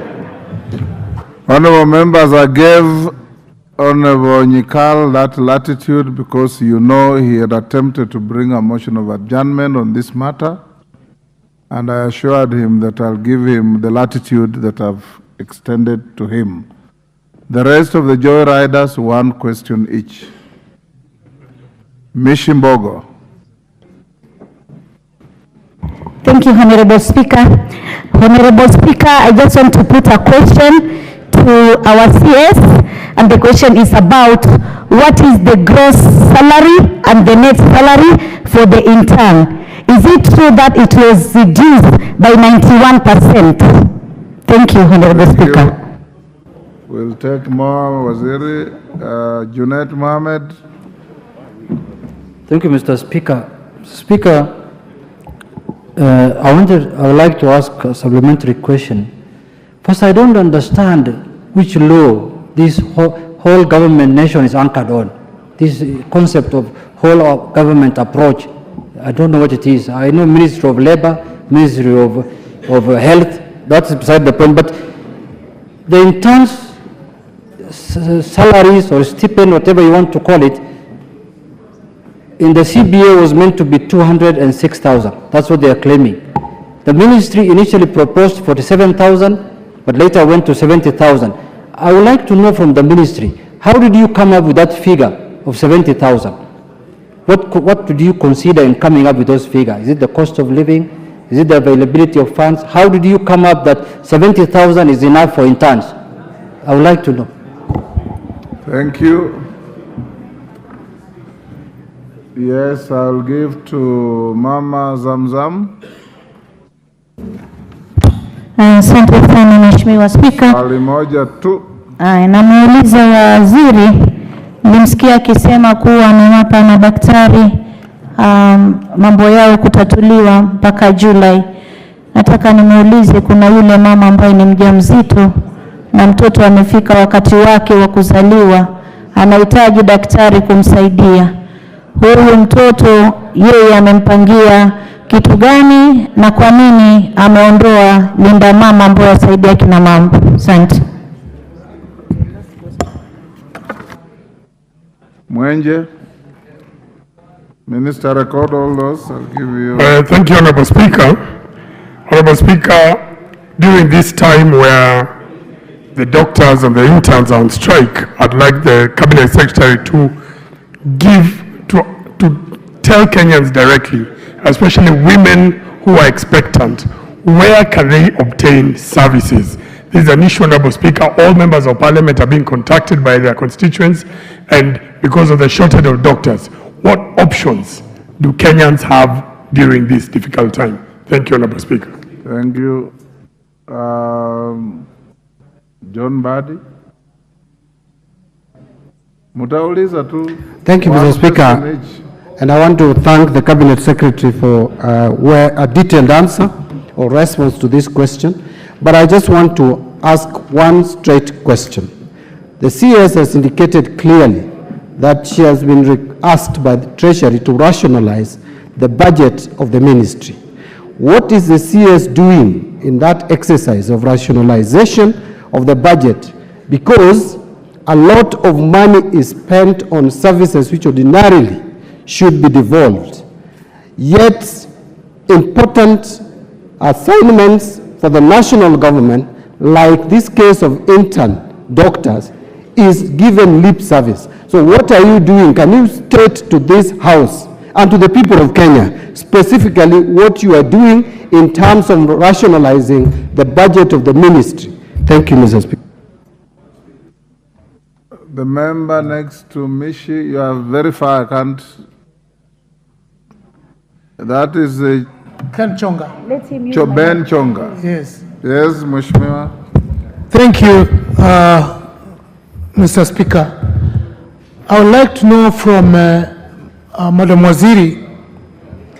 She said that the CBA of 2017 expired and they're working on the current CBA. But what measure is the ministry taking to avert any more strikes?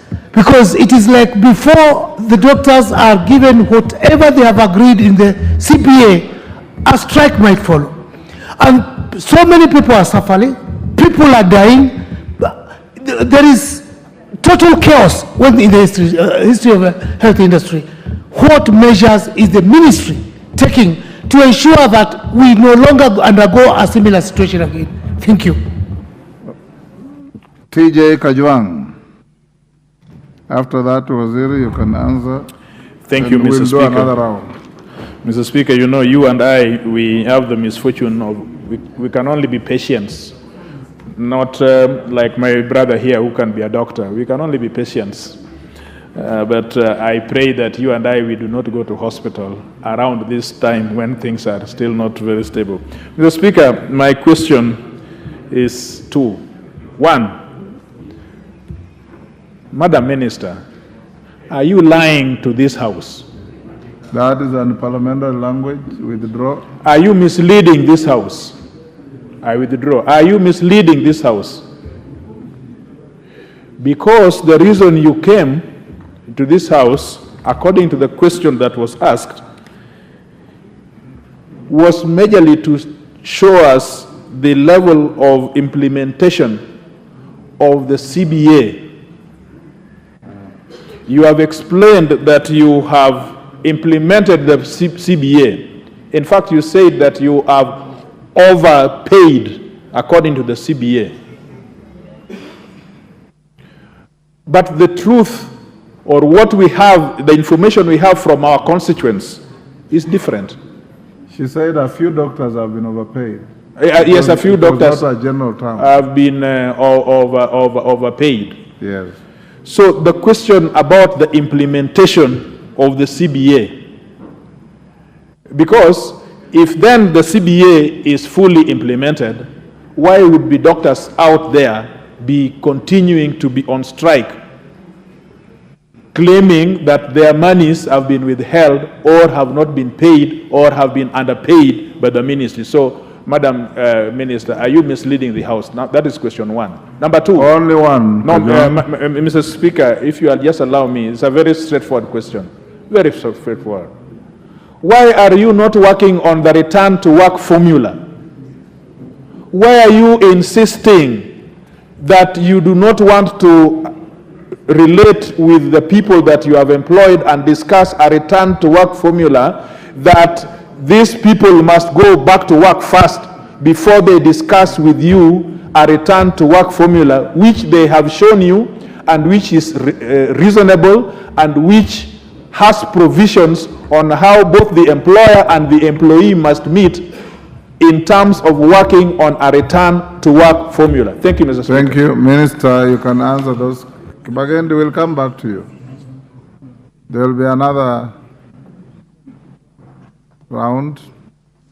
Those are 9 questions. You can, they're short questions, answer them. Thank you, Honorable Speaker and Honorable Members. The first question on what is the strategy to ensure that this does not occur.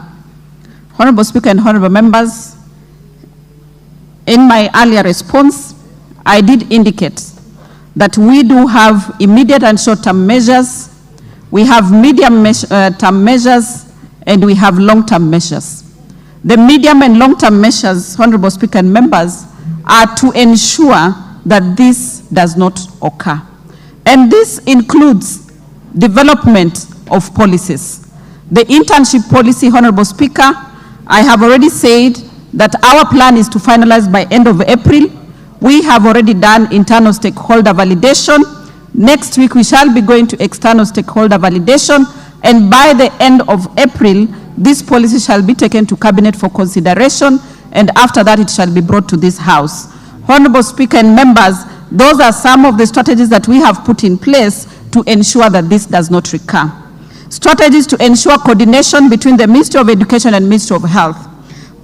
During this crisis period, Honorable Speaker and members, we have met together with my colleague, the Cabinet Secretary for Education, and we have put together a joint committee that includes the Commission of University Education, the Kenya Medical Practitioner and Dentist Council, COOPS, that is the one that admits students, the universities. And we have given them a timeline of 1 month to be able to look through what is it that is required in terms of production, in terms of the available facilities for training, and what we need to do to ensure that then we are training enough numbers that we are able to cater for. Honorable Speaker and honorable members, many years ago, it was only one university that was training medical officers, medical doctors in this country. As we speak now, we have 8 universities, 5 of them public and 3 private. All these, Honorable Speaker and honorable members, we have put them in the joint committee so that then we can find a solution that all the interns who come out of these universities, then we are able to absorb them for internship. From Honorable Nyikal, Honorable Speaker and honorable members, Honorable Nyikal is a member of the Health Committee, and on many occasions, I do refer to him on these matters. The issues that he has raised regarding the cadres that need internship. As a ministry, we have a total of 32 cadres, different cadres, all of them seeking recognition, all of them seeking to be paid for internship. But however, from this, only the medical officers, the pharmacists, the dentists, the degree nursing, degree clinical officer, and diploma clinical officers are the ones so far who enjoy stipends. So as the ministry works on the policy that we are working on, we will largely benefit from the wisdom of Honorable Nyikal on what we need to do in terms of recognizing the other cadres and also enhancing the cadres that are already getting the stipend. Medical insurance by national government recognizes all workers, all medical officers who work for national government. Honorable Speaker and honorable members, as we stand here, we very well know that those medical doctors who work for the national government, they work either at the ministry headquarters or they work in one of the referral facilities, the 6 referral facilities that we have. And those are the ones that I am confidently saying that the national government, through the Ministry of Health, has provided them with medical insurance. Honorable Speaker and honorable members, I am not in a position to confirm whether counties have indeed given medical insurance to their medical officers. That can only be confirmed by themselves, but from this crisis that has been going, a number of them, 36 of them, have confirmed to have medical insurance, and those who do not have, they have been asked to ensure that they have medical insurance. Regarding the registrars, we are working on a policy, Honorable Speaker and members, a policy to ensure that there's direction from Ministry of Health, because even as we train registrars, we must train those skills that are required for the national, those skills that are required by the country. We do not want to train excess of one skill and leave out another. So that policy is under development.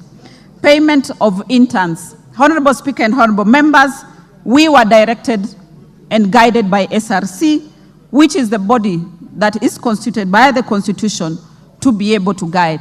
And from the guideline, they said it cannot be a remuneration, it can only be a stipend. And that is how we have recognized it. Honorable Speaker and honorable members, from the question from Honorable Mishimboko, what is the gross salary of an intern and what is the net thereof and what has been offered?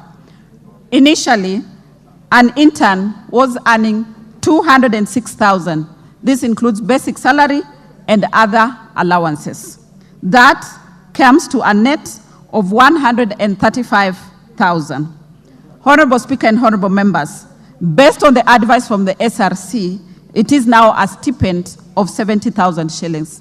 And Honorable Speaker and members, I would like to clarify that none of the interns who is in session has gotten a reduction.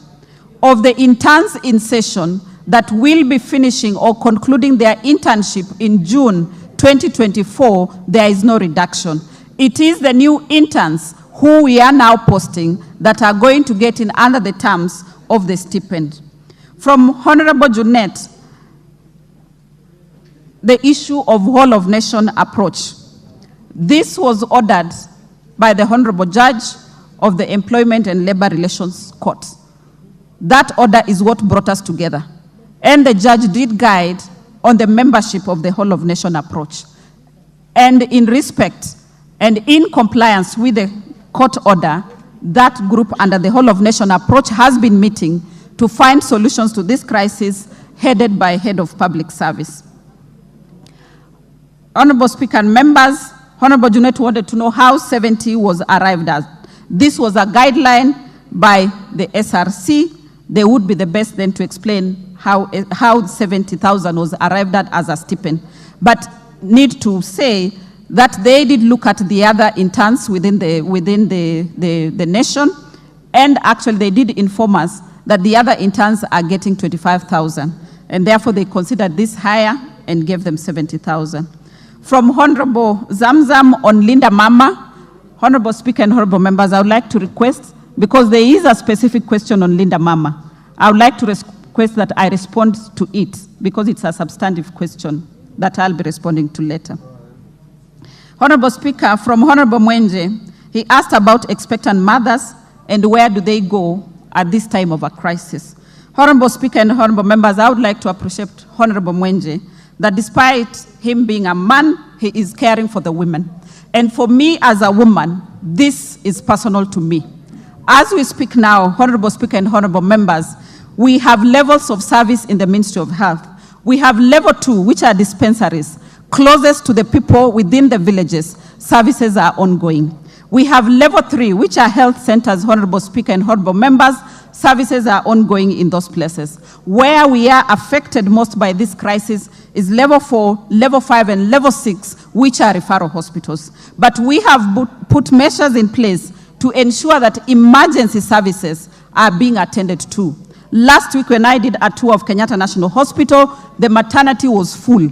Actually, all the expectant women around Nairobi are now in Kenyatta National Hospital being attended there.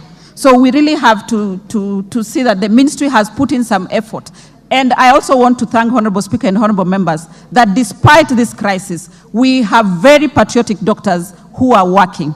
We have been able to fill some of the gaps with those doctors who have been able to continue providing services, and I want to thank them tremendously for continuing to provide services to Kenyans. What have we done on rationalization? Honorable Speaker and Honorable members, after the SRC guidelines. What's your point of order? Mr. Speaker, I don't know whether you listened keenly to the Honorable Minister. The Honorable Minister, Mr. Speaker, has put up a very rosy picture that hospitals are working, Kenyatta Hospital is full, doctors are working, level 4, level 2, level 2. Mr. Speaker, that is not the situation on the ground, Madam Minister. People, there are no hospitals that are working. There are no wards that are full, Madam Minister. We are the people who are from the ground. Just say you are working on how to rectify the matter, but as of now, even the maternity that is full in Kenyatta Hospital, mothers are delivering on their own, or maybe the help of few nurses. Go on, Minister.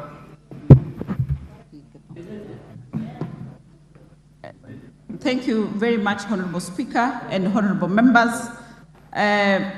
Level 2 dispensaries are manned by nurses. We have over 9,000 dispensaries in the country, and they are functional. Level 3 facilities are manned by nurses and clinical officers, and most of them are functional. I did acknowledge that indeed we have a problem at level 4, level 5, and level 6. But I say emergency services are being offered. And I just gave an experience of my walkthrough of Kenyatta National Hospital last week. Honorable Speaker and Honorable members, on what the ministry has done in rationalizing, after we received the guidelines from the SRC, we, the ministry, met with the National Treasury on 2 occasions. And that is how we got to get 2.3 billion to be able to post the current interns.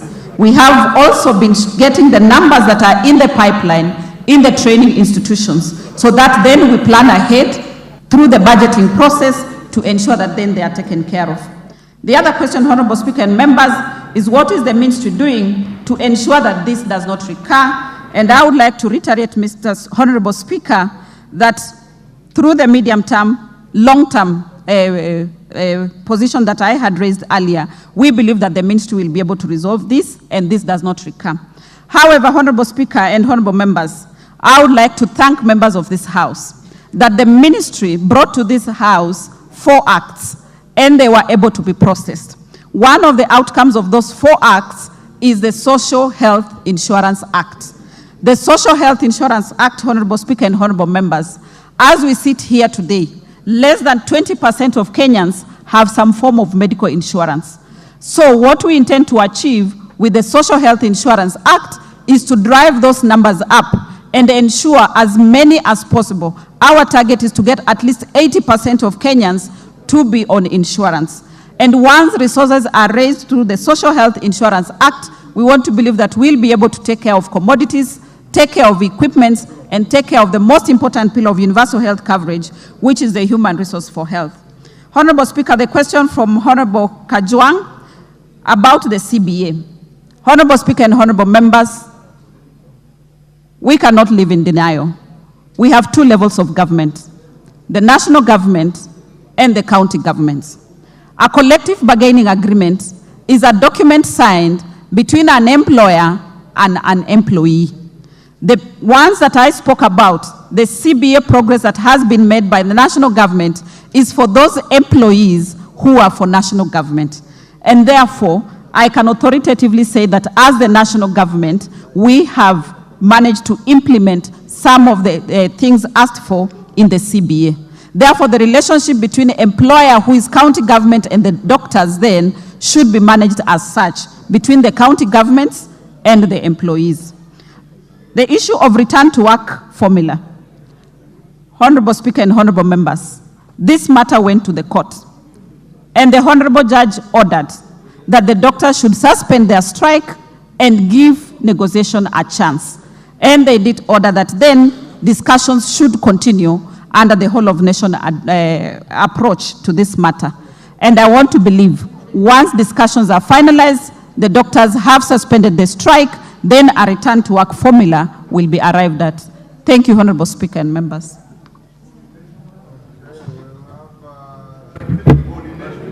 Kibagendi.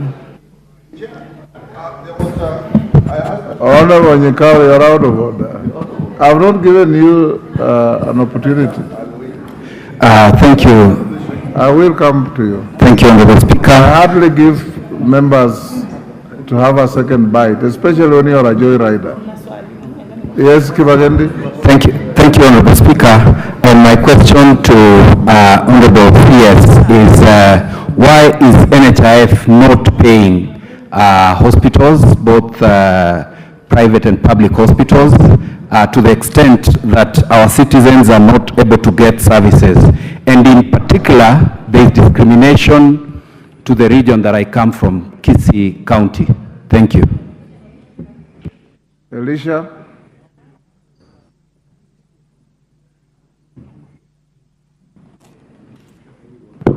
Mr. Speaker, I just listened to the CS on our last statement, and I've just read in online that the AG has given an advisory that the teams will meet again so that this issue that is affecting doctors and the ministry can be resolved expeditiously. So I think that's a good step on the right direction from the AG. I just wanted to give that information. Thank you. Pasaris.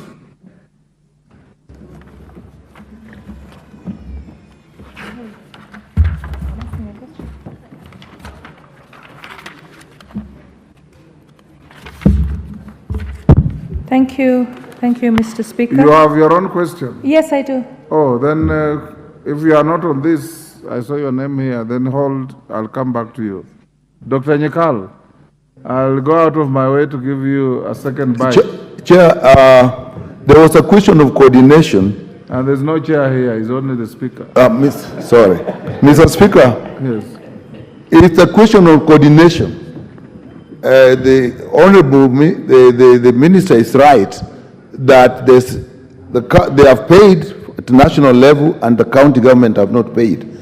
But my concern is the ministry holds policy, and this policy is actually supposed to be implemented across, so that there should be uniformity on what is happening. And if it's not there, still there should be information at the level. And I was asking, are we using the constitutional bodies such as the Intergovernmental Relations Technical Committee, particularly the Health Forum, where the technical people at the ministry and at the county will meet?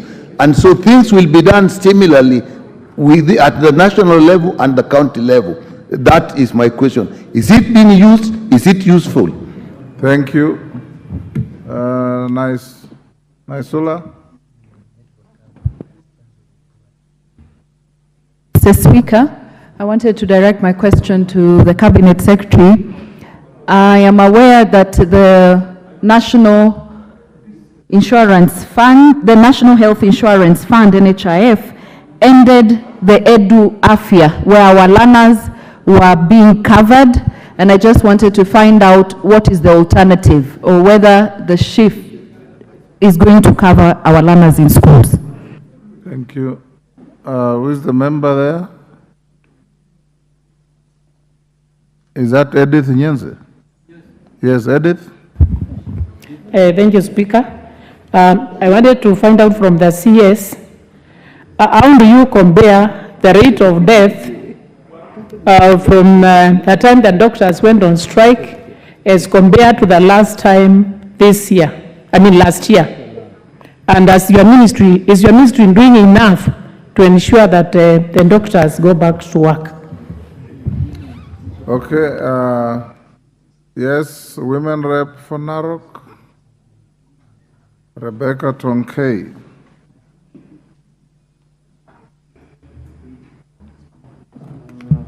Yes, there you are. Yeah, thank you, Mr. Speaker, sir. I want to ask the CS, Honorable Speaker, the CS has spoken about the internship policy which they are developing. And Mr. Speaker, sir, I've had an opportunity to skim through that policy. And what I realize, this, the CS proposal will further discriminate the interns. Because when you look at one of the proposals, is that CS, you've said that there are those who will not qualify for the stipend. And among them are people who are self-sponsored. So it means if a student is sponsored by the parents or corporate bodies, then that student will not qualify for that stipend. Honorable Speaker, can the CS tell us what is the reason? Because this is going to further discriminate the students who are self-sponsored. Secondly, Mr. Only one, Rebecca. Okay, thank you. Only one. Minister Elachi will be the last on this, then we go to other questions. Thank you, Mr. Speaker. And while I appreciate Waziri for very elaborating us to understand and also making us understand the figures. You know, when you get the figures, Mr. Speaker, is when you realize the interns are quite a good number. And we just have to think, even in this house, how to add some budgets. But having said that, Mr. Speaker, my question is, the missionary doctors are being asked to pay Kenya shillings 500 per year for their work permit. And I would wish Waziri to look at it, because right now when the doctors were in strike, I believe the missionary doctors who come in as volunteers are the ones who have been working, and most of them come for churches and all that. So if she can look at it, I know she might not be able to answer completely here, but it is something we need to look at it as a country. I don't know whether it is right to charge 500,000 to that. Minister.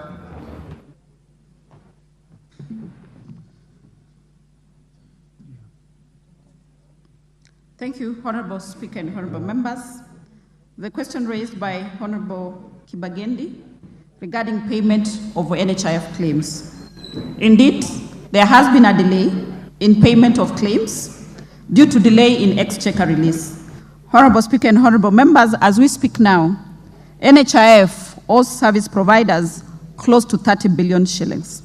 And of these 30 billion shillings, 22 billion is owed to NHIF by government and other government entities. Honorable Speaker and Honorable Members, this week we have had a meeting with National Treasury, and yesterday the Principal Secretary for Medical Services did receive a confirmation from Treasury of a release of 5.5 billion for payment of claims. So we are expecting that once the money hits the account this week, then payment of the claims by NHIF need to proceed as from next week. But I also want to clarify that payment of claims is an ongoing exercise. Last year alone, NHIF paid out a total of 36 billion shillings. So as claims continue to be verified and reconciled, they get to be paid as and when exchequer releases are available. The issue by Dr. Nyikal about the CBA, really a CBA is collective bargaining agreement between an employer and an employee. Medical cover is provided by the employer to an employee. So I still want to say, Honorable Speaker and members, that as national government, we can only take responsibilities for the employees that belong to the national government. And having said that, the issue of a CBA is not a policy issue. The issue of a CBA is what is signed and agreed between parties. But the ministry, we continue to play our responsibility in development of policies, and that is why at the moment we are working on the internship policy. Regarding Edu Afia, Honorable Speaker and Honorable Members, this scheme came to an end, lapsed in December. Before lapsing, the Ministry of Health wrote to the Ministry of Education, informing them of the end of the scheme of Edu Afya. We expected that then the Ministry of Education would write back and ask the Ministry of Health to extend that, but that was not done. So we did not receive an extension. However, Honorable Speaker and Honorable Members, I would like to confirm that under the new Social Health Authority, we now have a cover for all Kenyans. And this has expanded benefits package that besides Edu Afya that was covering a student, the Social Health Authority Act now ensures that there is a cover for all members of the family. That includes mama, it includes the children who are in school, it includes the mzee who may not be at school. So we now have an expanded benefits package to cover all members of the family. Honorable Speaker and Honorable Members, the issue of the rate of death in the facilities occasioned by this crisis. Honorable Speaker and Honorable Members, the Ministry has a tool on a daily basis that we get to receive what is happening in our health facilities. And from the national level, Honorable Speaker and Honorable Members, the rate of death has gone down. But as a ministry, we know it is because people have not been coming to hospital. So we want to go further and drill and see what is happening within the communities. And once we get to that point, then we shall conclusively say what is the rate of death based on the crisis. The question raised by Honorable Tongei regarding the policy that there is a discrimination. I would like to affirm that the policy is still under development. We have only done internal stakeholder validation. We have an opportunity for external stakeholder validation. And during such a process, comments, reviews, and suggestions are received from several stakeholders. And I want to believe that if that came through from their stakeholders, then it will be subjected to the process. And the document that we will end up with as the policy will be one that speaks to the needs of majority of Kenyans. On the issue of missionary doctors, the permits, Honorable Speaker and Honorable Members, are issued by Ministry of Interior. I would not want to comment on it. For us, we wait until they have been issued permits. Then the Kenya Medical Practitioner and Dentists Council issues licenses for their practice. But that is an issue that has been raised by the faith-based organizations, and it has already been given to the attention of the Ministry of Interior to be able to look at it and see how do they rationalize. And I want to agree with the Honorable Member that indeed the missionary hospitals, the faith-based facilities are playing a critical role during this crisis. Thank you, Honorable Speaker and members. Thank you, Minister. We'll end there on this question. We'll now go to the next questions. Honorable members, the next ones, I'll allow the questioner and one joyrider so that we can make progress. Member for Ruiru, Simon Kingara, question 020 of 2024.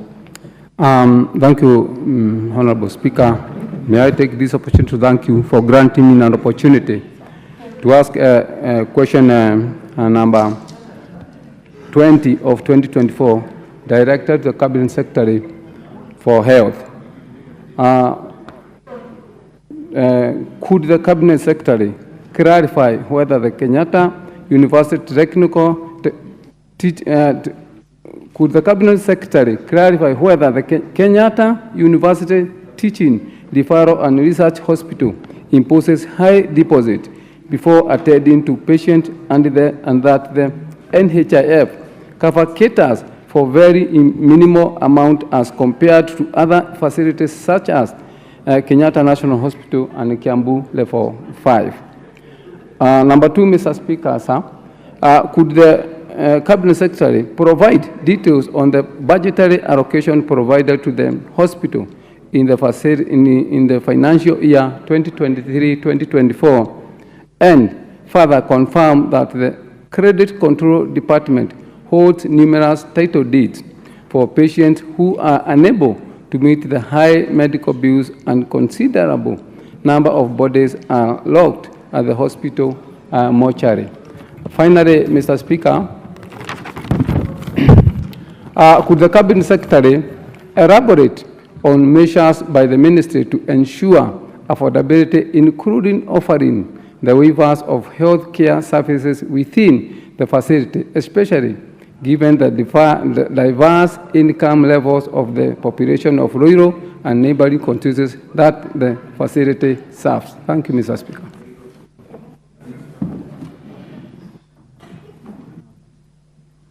Thank you, Honorable Speaker and Honorable Members. We need to clarify whether Kenyatta University Teaching and Referral Hospital imposes high deposits before attending to patients, and that the NHIF cover caters for very minimal amounts as compared to other facilities such as Kenyatta National and Kiambu Level 5 Hospital. Honorable Speaker and Honorable Members, Kenyatta University Teaching Referral Hospital does not impose high deposits before attending to patients. The hospital attends to all patients who come through either referral, through the specialized clinics, or through the outpatient department or the accident and emergency department. These patients who come to this hospital, they are in most cases seeking highly specialized care since it is a referral hospital. At the accident and emergency department, patients are normally stabilized even before they are asked to pay the consultancy fee. At the outpatient department and the specialized clinics, patients pay a minimal consultancy fee as prescribed by the consultants. Deposits are only asked for where the consultant determines that the patient needs admission for continuation of care as explained hereafter. The hospital admits patients through the referral, specialized clinic, or an emergency basis. The hospital admission policy and procedures and the hospital referral policy are both informed and aligned to Article 43, Part 2 of the Constitution, which states that no person shall be denied emergency medical treatment. The admission policy and procedure section states that the hospital will ensure that no patient shall be denied admission due to race, color, religion, ancestry, financial class, nationality, or any other form of discrimination. In the same policy, in cases of emergency, there will be no financial obligation. The referral policy states that all emergency referrals to be accepted without fail and unnecessary delay or shunting of patients should be avoided. They will be given priority on arrival. Honorable Speaker and Honorable Members, on waived hospital bills, the hospital does not deny care to any patient who requires emergency care or admission on the basis of cost of care. Majority of these patients get admitted without the deposit, but with a promise to pay upon discharge. However, some do not honor their promise because they are genuinely unable to cater for their treatment costs fully. Others are only able to pay partially for the services rendered. As a result, the hospital has unpaid bills of 403 million since the hospital began 4 years ago. And this now has been requested in the budget for reimbursement. Regarding the NHIF cover, the hospital has a hybrid model that has both comprehensive and non-comprehensive covers. Patients admitted under the comprehensive cover do not top up for the cost of their care, including all required pharmaceuticals, diagnostic services, surgery, and medication. For example, for all patients under the national NHIF scheme, access surgery purely under the comprehensive cover. Under NHIF non-comprehensive cover, patients co-pay as outlined in the contract for different services. This arrangement is actually the same with that of Kenyatta National Hospitals. Patients at Kenyatta University Teaching and Referral Hospital have access to a whole continuum of care with a rare need to access services like imaging, special lab works, specialized consultancy outside the hospital. This is unlike the lower level hospitals where patients have to buy some items or seek services outside the facility, which translates to huge out-of-pocket costs despite the NHIF cover. On part 2 of the question, that we provide details on the budgetary allocation provided to the hospital in the financial year 2023-2024, and further confirm that the Credit Control Department holds numerous titles for title deeds for patients who are unable to meet the high medical bills, and considerable number of bodies are locked at the hospital mortuary. Honorable Speaker and honorable members, the hospital budgetary allocation for financial year 2023-2024 was 5.8 billion shillings, consisting of the GOK grant of 2.986 billion and the A&A of 2.9 billion. The development budget for the hospital is 350 million. The actual expenditure for PE is 3.988 billion against the GOKP allocation of 2.986 billion. Hence, there is already a gap of 1 billion, which the hospital struggles to meet despite it not having the required staff establishment for optimal service delivery. In the next financial year, 2024-2025, the hospital requires a PE allocation of 4.072 billion from the government. In the Department of Credit Control, the hospital's Credit Control Office plays a crucial role in assisting families facing financial difficulties by offering credit payment plans. This initiative benefits both the patients and the hospital in several ways.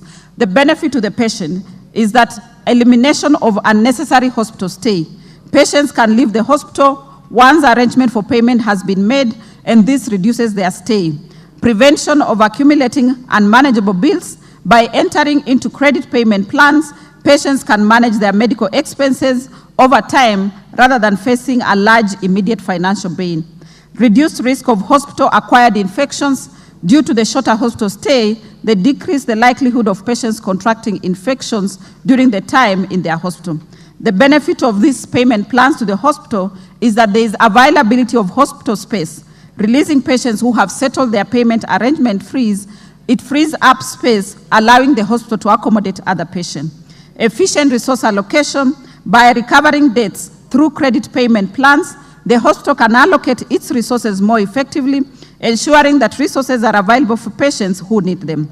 There is also mitigation of budgetary limitations, thus managing outstanding debts and helps the hospital to navigate the budgetary constraints that it experiences.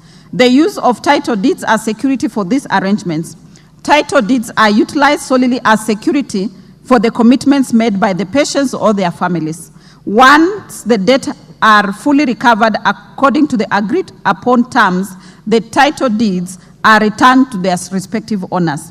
This practice provides assurance to the hospital that the debts will be repaid, while also safeguards the assets of the patients or their families. Overall, this approach demonstrates a proactive effort by the hospital to address financial challenges faced by patients and their families, while also ensuring efficient operation of healthcare services within the constraints of budgetary limitation. The issue of dead bodies being locked at the hospital mortuary, the hospital preserves dead bodies for relatives as they make funeral arrangements. Some bodies stay longer in the morgue for long due to various factors. Some have cases arising from courts and there are disputes, therefore the bodies stay longer until the dispute is resolved. The hospital also has unclaimed bodies. We have delays from families as they fundraise and make funeral arrangements. Some families make requests to be allowed time to enable them to fundraise, since once a burial is done, it becomes difficult for them to mobilize funds. Where a family has requested for a waiver of a hospital bill, they wait for the outcome of the waiver process. The process involves socioeconomic analysis, and at times, it involves a home visit to enable an objective determination of the request. Part 3 of the question, to elaborate on measures by the ministry to ensure affordability, offering of waivers for healthcare services within the facility, especially given to the diverse income levels of the population in Ruiru and neighboring constituencies that the facility serves. Honorable Speaker and honorable members, the Ministry of Health is currently on course in the establishment of the Social Health Authority and the seamless transition from NHIF. The Social Health Authority will provide social health insurance up to 85% of the population in the formal and informal sector. The government will continue paying for the indigent and the vulnerable populations. These measures will ensure that most Kenyans, including the poor and the vulnerable households, will have a form of prepayment of health insurance anytime they visit a facility, and they will not have to pay from out of pocket.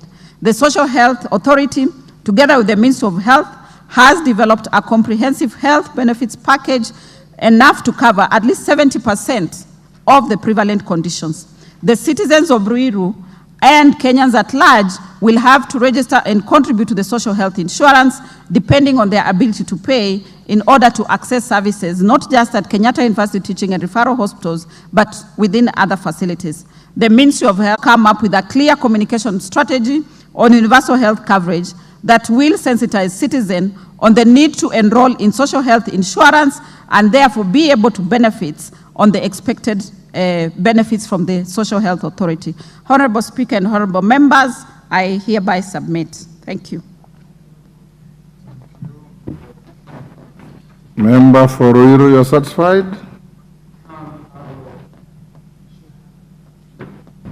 Give him the mic. There you are. Thank you, Mr. Speaker, sir. The questions are necessitated by discomfort of the community, and as it was answered to us, there are some areas which maybe I need some clarification, if you allow. Mr. Speaker. Just seek one clarification. Yeah, actually it's one clarification. Yes. Mr. Speaker, at the last bit of the answering, the minister said that the bodies or the documents are held because of arrangement by families or the same. But Mr. Speaker, there are documents held by that facility, and I have evidence for more than 2 years. So my question is, how long can the facility hold the document for the concerned family or the deceased person? And secondly, maybe how long also can they hold the body, because we also know bodies which have been there for many, many months or years. Thank you. Waziri? Sorry. Makali Mulu? Yeah, Thank you, Honorable Speaker. Honorable Speaker, it looks like I misplaced my card, so I want to thank you for giving me the chance. Honorable Speaker, I want to ask a question which is related to the issue. Although this question is specific to Kenyatta University Referral Hospital, I think the bigger issue, Honorable Speaker, is the issue of the cost of treatment in this country, both medication, consultation, and all these do this surgery. And Honorable Speaker, Makali Mulu, I've given you an opportunity to ask a supplementary to the specific question. Yeah, my specific question, Honorable Speaker, that we have the CS here. Is there anything the ministry is doing, Honorable Speaker, to bring down the cost of medication in this country and treatment? Because I think that's a bigger question, Honorable Speaker, in this country. Okay. Minister, answer the two. Esther, you have two questions, so just hold your horses. You can combine whatever you want to ask within your questions. Thank you, Honorable Speaker and honorable members. On the issue of how long the bodies should be kept and should the documents be kept, Honorable Speaker, as I submitted earlier, before this is done, there is normally a conversation between the family and the hospital, and they agree on a plan. So once the plan is finalized, then the bodies are released or the documents are released to the family. But we shall retreat as a ministry to check into the ones you have said that they have stayed for very long. We are happy to get the specifics so that then we can address it with the hospital. Honorable Speaker, on the cost of treatment, the ministry has shifted focus from focusing on curative nature to now primary health care. Primary health care, Honorable Speaker and honorable members, is to ensure that we focus on prevention of disease.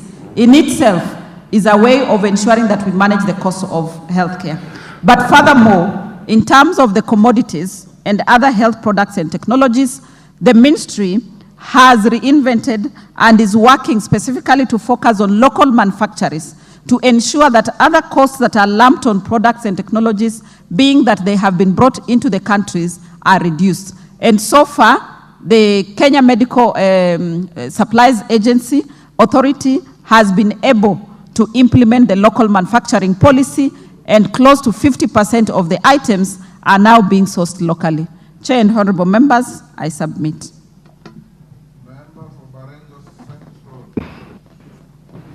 Joshua Kandia. Thank you, Honorable Speaker. I rise to ask question number 021 of 2024, and this is directed to the Cabinet Secretary for Health. 1. could the cabinet secretary provide the list of all community health promoters in all the 290 constituencies? 2, could the cabinet secretary explain the methods used by the ministry to select the said community health promoters across the country?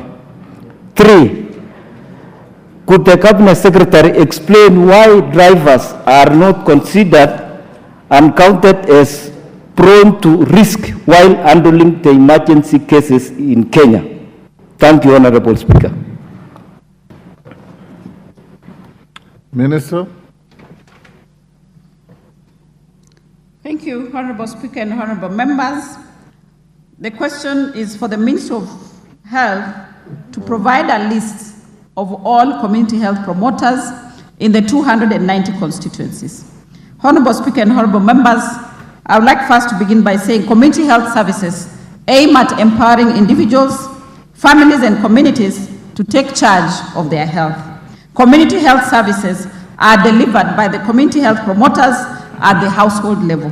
And some of the services that they provide is health education and promotion, disease prevention and control, and this is to reduce morbidity, disability, and mortality, family health services, environmental health, provide first aid, psychosocial support, and managing the general health data.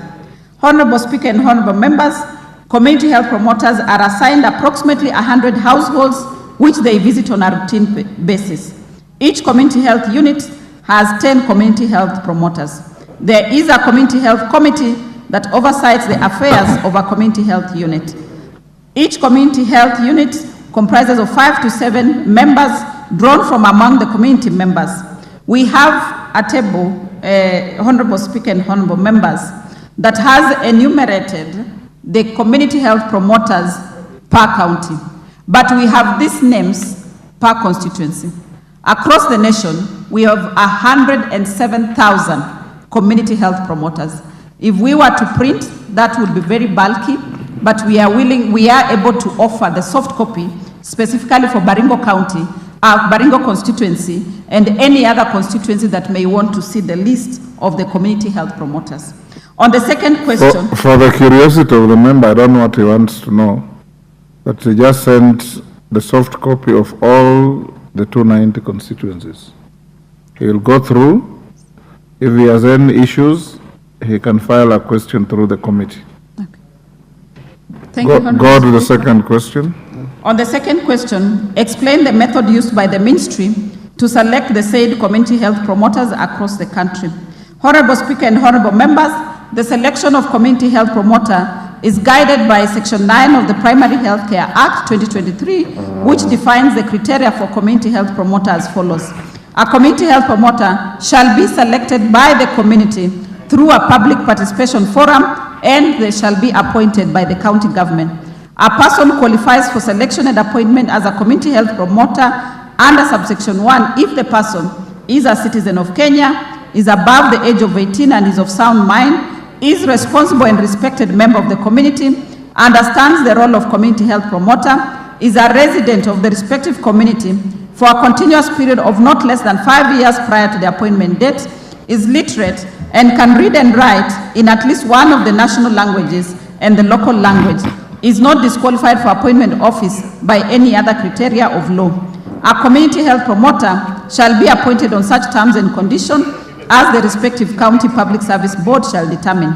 Each county executive committee member shall prescribe in the county legislation regulations approved by the respective county assembly for the conduct of public participation forum. Section 10 further provides for a framework for the conduct of the public participation during the selection of CHPs.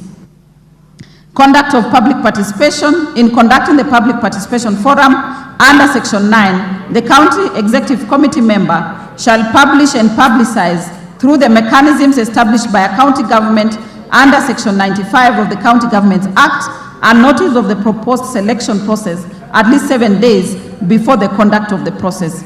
They are expected to avail to the residents of the county information regarding the agenda with respect to the selection process, criteria for selection of community health promoter, the process of submitting the nomination for selection, and such other information as the committee member may consider necessary for the effective participation and conduct of the selection process. The public participation shall provide, where necessary, interpretation of services for persons who are not conversant with the national language, where the national language is the principal language of communication during the conduct of the public participation forum. They shall keep and maintain an attendance register for all persons attending the forum. The conduct of public participation forum shall be guided by the principles of citizen participation in counties under Section 87 of the County Governments Act, provision of effective mechanisms for involvement in the public, including special interest groups who will be affected or be interested in the decision. Participants' equitable access to the information they need to participate in a meaningful manner. Establish of an appropriate feedback mechanism. Adherence to the national values under Article 10 of the Constitution. Adherence to the principles of public participation as may be prescribed by the written law, and ensuring that the needs and interests of all persons are catered for. The transition of existing community health volunteers, health workers to community health promoters. Despite Section 9, a person appointed as a community health volunteer or community health worker at the commencement of the Act shall be deemed to be appointed as a community health promoter under the Act. The third question is to explain why drivers are not considered and accounted as prone to risk while handling emergency cases.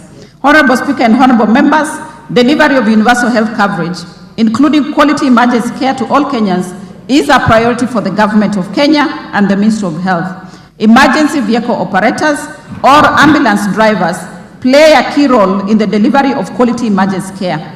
The Ministry of Health recognizes them and that they are exposed to diverse risks as they perform their duties. The Ministry of Health is committed to ensuring the safety and well-being of all healthcare personnel working in Kenya. The Constitution of Kenya 2010 states that every Kenyan has the right to the highest attainable standard of health, which includes the right to healthcare services. The Health Act 2017 states that every person has the right to emergency medical treatment, including pre-hospital care. The Social Health Insurance Act of 2023 establishes the Emergency, Chronic and Critical Illness Fund to cover the cost of emergency treatment. The Ministry of Health has developed the Kenya Emergency Care Policy 2020-2030 and Kenya Emergency Care Strategy 2020-2025 to accelerate the development of an effective emergency medical care system for Kenya. The policy and strategy are based on World Health Organization Emergency Care System Framework, which highlights 3 areas where emergency care is provided: at the scene of illness or injury, by bystanders, deliver first aid and call for help from the ambulance service. Further care may be delivered by emergency care personnel when they arrive at the scene. During transport in an ambulance, the patient is monitored. Information regarding the patient is communicated to the receiving health facility, and delivery of medical intervention continues. At the health facility, the patient is received by emergency department staff for ongoing care. The Kenya Emergency Care Policy 2020-2030 recognizes the key role played by emergency care personnel, including the drivers. It highlights the shortage of these key personnel in Kenya. The Kenya Emergency Care Strategy outlines the key intervention to increase the numbers of drivers to ensure that they have the knowledge, skills required to deliver quality service to Kenyans while minimizing the risk to themselves, to the patients, and to other personnel and other road users.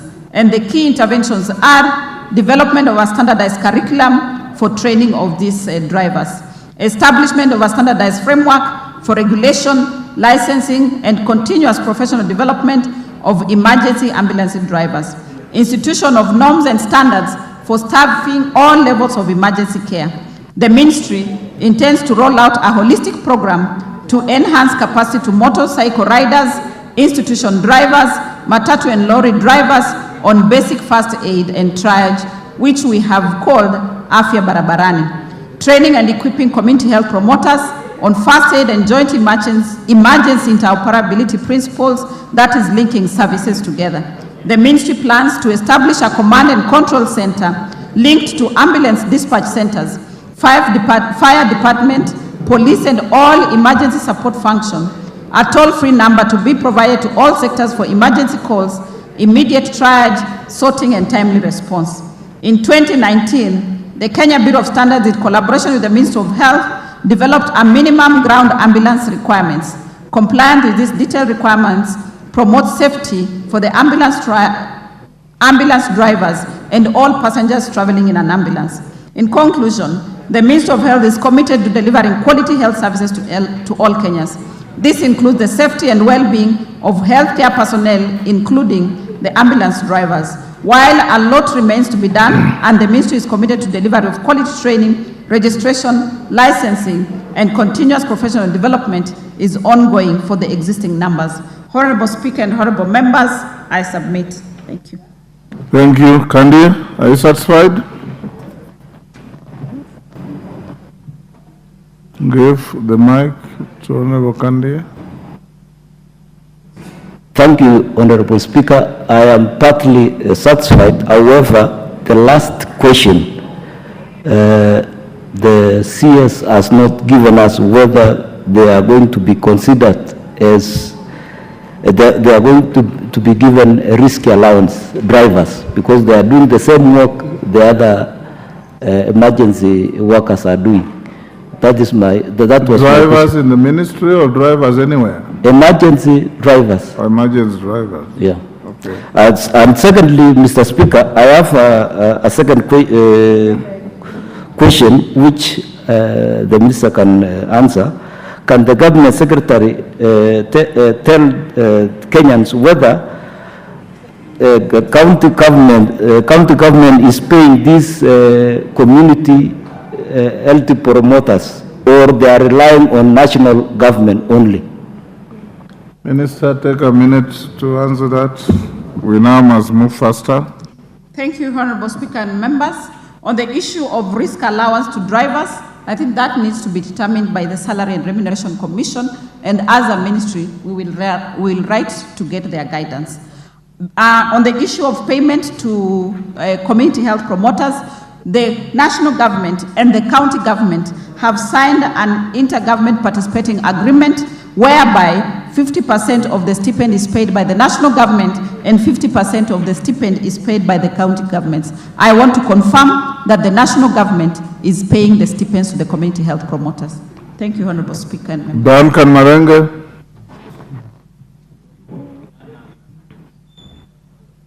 Minister, now we must take a maximum of 5 minutes per question.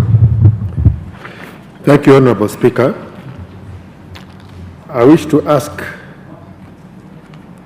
question number 086 of 2024 to the Cabinet Secretary. Could the Cabinet Secretary explain the factors used to determine how much a non-salaried Kenyan citizen ought to pay to SHIF and how regularly they should pay per year? Second question, the second part of the question, could the Cabinet Secretary state the percentage of the salary that employed Kenyans should be deducted from the payslip towards the SHIF and further clarify if there is an upper limit on the contributions? Thank you, Honorable Speaker. Minister. Thank you very much, Honorable Speaker and honorable members. The question is for us to explain the factors used to determine how much an unsalaried Kenyan citizen ought to pay to Social Health Insurance Fund and how regularly they should pay per year. Honorable Speaker and honorable members, I want to begin by appreciating Honorable Duncan Madenge as a member of the Health Committee. We have been with him in discussions. He has been participating actively in the development of regulations, and he even hosted the Ministry of Health during the public participation of regulations in Nyeri. Section 27 of the Social Health Insurance Act 2023 provides that in case of a household whose income is not derived from salaried employment, an annual contribution of a proportion of household income is determined by the means testing instrument.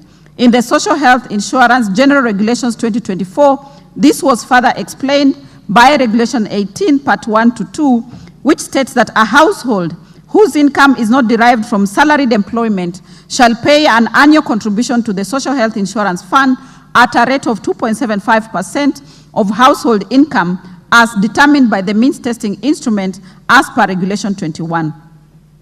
The factors to be considered by the means testing tool are individual and household characteristics. Individual characteristics include the number of family members, marital status, and the gender of the household head, whereas household characteristics include housing condition, access to services, e.g. electricity and source of water. This means the means testing tool will then run the data and provide the estimated income of a household using consumption data from the Kenya National Bureau of Statistics. The non-salaried persons will be required to pay annual contribution to curb the use of adverse selection where only the sick pay for insurance. Under question 2, to state the percentage of the salary that employed Kenyans should be deducted from the pay slip towards Social Health Insurance Fund and clarify if there is an upper limit on the contribution. Honorable Speaker and honorable members, Section 27 Part 2A of the Social Health Insurance Act 2023 provides that in the case of a household whose income is derived from salaried employment, a monthly statutory deduction from the wages or salary by the employer at a rate prescribed by the Act, in tandem with the Act, the Social Health Insurance General Regulations of 2024, Clause 17, Part 1, states that for a household whose income is derived from salaried employment, a monthly statutory deduction to Social Health Insurance Fund at a rate of 2.75% of the gross salary or wage of the household shall be contributed by the 9th day of each month. There is no upper limit on the contribution. Honorable Speaker and honorable members, I submit. Thank you.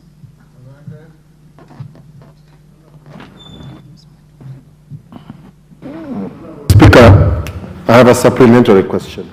Go ahead. Honorable Speaker, going by the explanation given by the Minister, the means testing instrument is an algorithm that will be applied to an assessment done on households. An algorithm is blind to realities.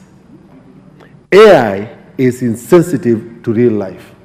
And I'll give an example of an elderly lady in Nyeri known as Mama Waziri, who is about 87 years old. She lives in a stone house that has corrugated iron sheets. She is supplied with piped water and she has a TV. But Mama Waziri has been a widow for the last 27 years. At any one time that we distribute relief food in Roringo Muslim village, she is always number one on the list. How will this algorithm capture the reality of Mama Waziri's life despite the appearance of her dwellings? The second one, Honorable Speaker, is this 2.75% deduction or payment from the income of households that are not in employment annually in advance, against the 2.75% deduction for people who have a pay slip. Isn't this an unfair administrative action where you are charging the same percentage, but one set of residents in this country have to pay monthly deductions and another one has to pay annually? That is discrimination in my view, which is explicitly prohibited in our Constitution. Thank you, Sunguli. You'll be the only joyrider there. Give Julius Sunguli the mic. There you are. Mr. Speaker, I want to appreciate the Cabinet Secretary for the determination actually and that she had put in setting up this new law.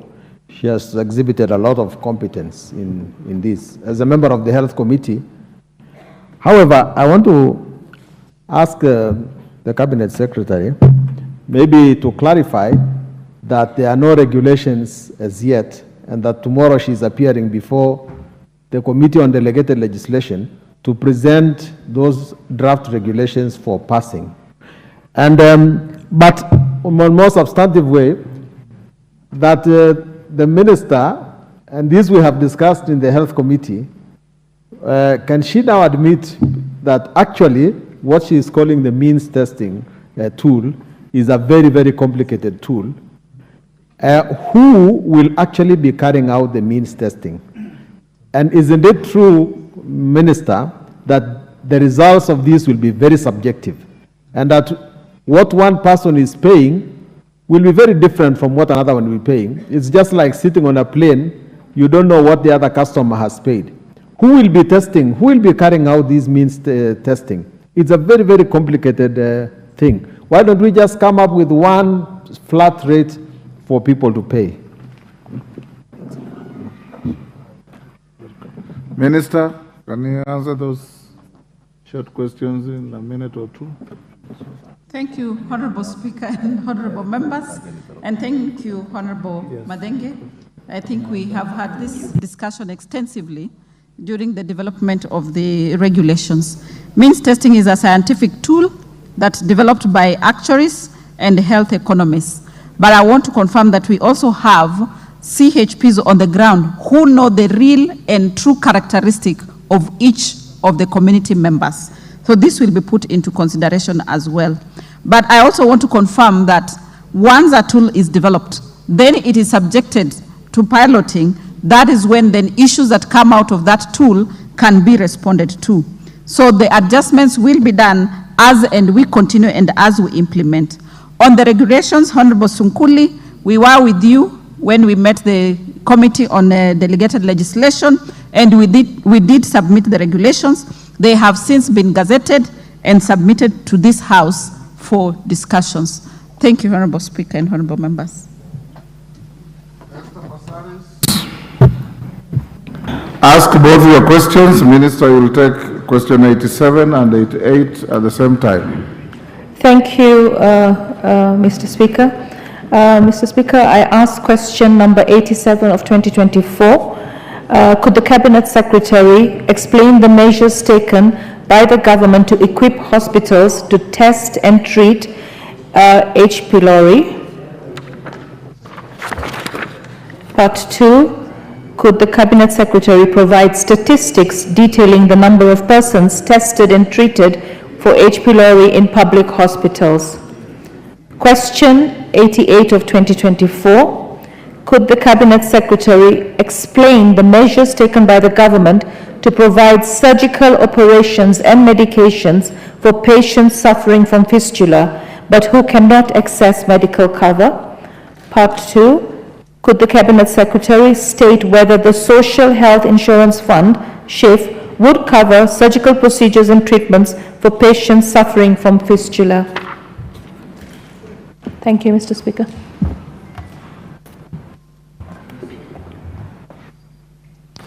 Thank you, Honorable Speaker and Honorable Members. We need to explain the measures taken by the government to equip hospitals to test and treat Helicobacter pylori, which is commonly known as H. pylori. Honorable Speaker and Honorable Members, currently in Kenya, H. pylori is tested using rapid antibody or antigen kits, which is not invasive as endoscopy with biopsy, and are also called point-of-care tests. Hospitals source for these kits independently or from Kenya Medical Supplies Authority for level 4 facilities and above.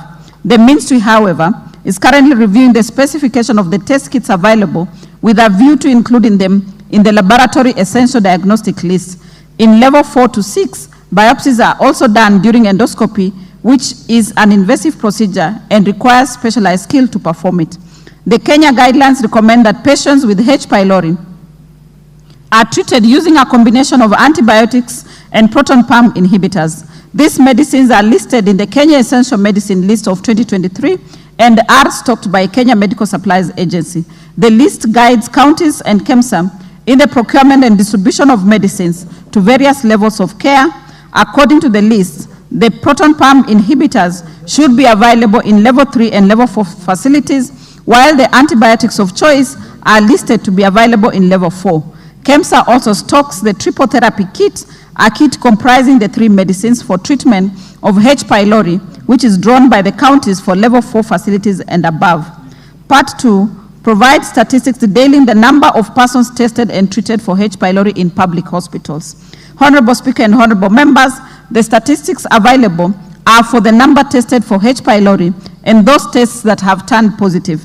According to reported data from the Kenya Health Information System in facilities, that is faith-based, private and public facilities, in 2023, about 1 million tests were conducted with a test positivity rate of 26%, of which 500,000 were performed in the public hospitals with a positivity rate of 22%. There is no specific data on the number of patients treated for H. pylori, but as digitization of the health system continues, the data will be available in future. Honorable Speaker and honorable members, I submit on that question.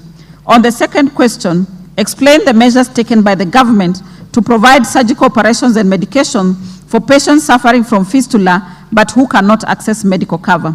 Honorable Speaker and honorable members, the government through the Ministry of Health and the Social Health Authority has developed a benefits package of entitlements that beneficiaries will be receiving. This benefits package has been gazetted under the 3rd schedule of the Social Health Insurance General Regulations of 2024. The package of health intervention is comprehensive and includes the management of fistula. Furthermore, it takes care of neglected women's diseases, which include pelvic inflammatory disease, breast lumps, pregnancy complications, myomas, amongst other conditions. The Social Health Authority will reimburse providers or hospitals who provide these services to our women and girls. Part 2 of the question, state whether Social Health Insurance Fund will cover surgical procedure and treatment for patients suffering from fistula. Honorable Speaker and honorable members, the Social Health Insurance Fund will comprehensively cover surgical procedures and management of patients suffering from fistulas and will ensure the promotion and prevention of fistulas through the provision of quality health care.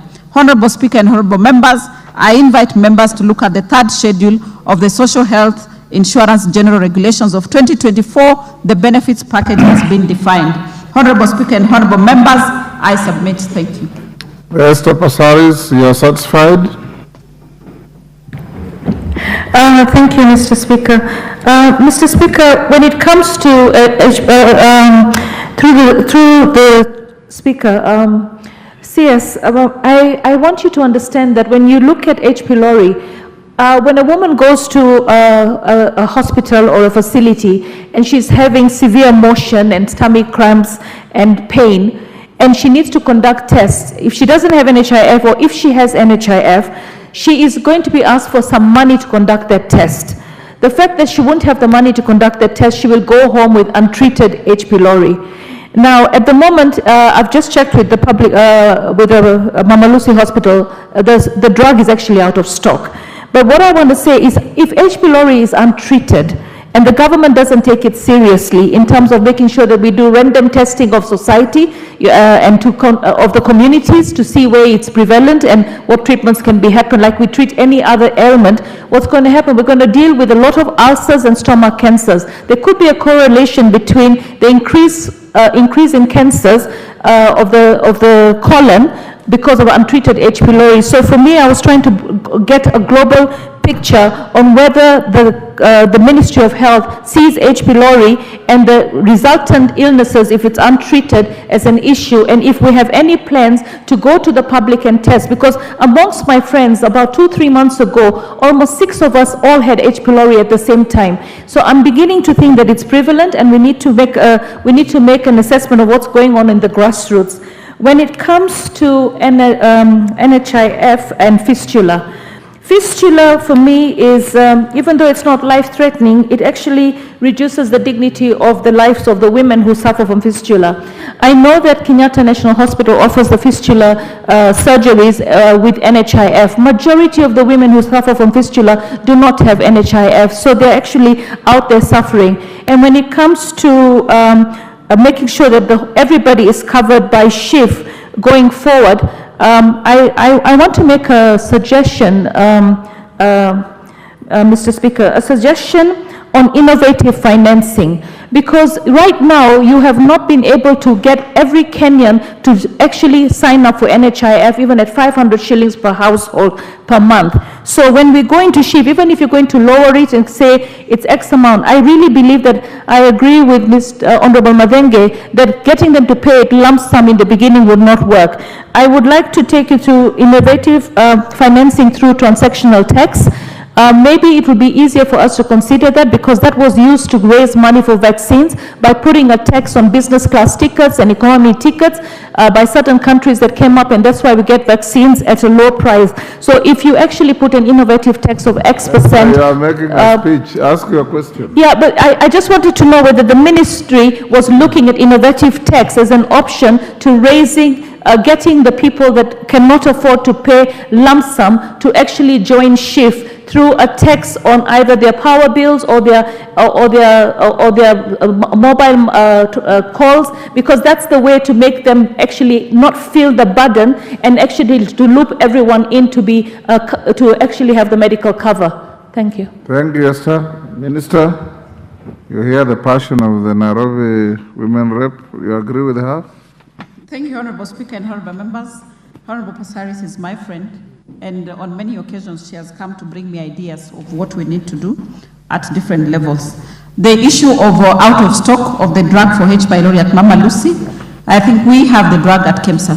So then that is a supply chain issue between how stocks or products move from KEMSA to other facilities. But that can be looked at, and I will defer then the question to the governor of Nairobi, so that then they are able to explain the discrepancy, why the gap that we have the drugs at KEMSA, but they are not available at Mama Lucy.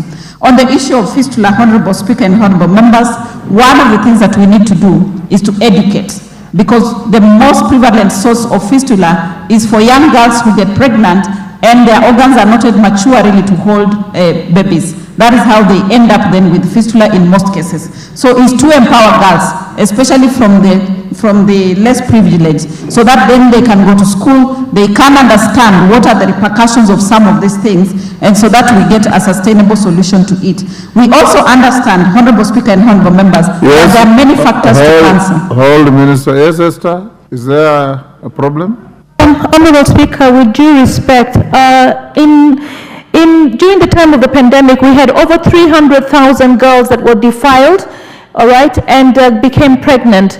So those girls actually, because safe abortion is not permitted, and we've not released the regulations and trained people on safe abortion, what happens is those girls are forced to actually have those children and end up with fistula. So we should actually not look at behavioral circumstances leading to fistula. A lot of the people that suffer from fistula today is from sexual gender-based violence, and young girls having fistula is because of rape and defilement. So we need to make sure that we provide fistula operations, or we provide safe abortions for the young girls who are 10, 11, 12 and cannot.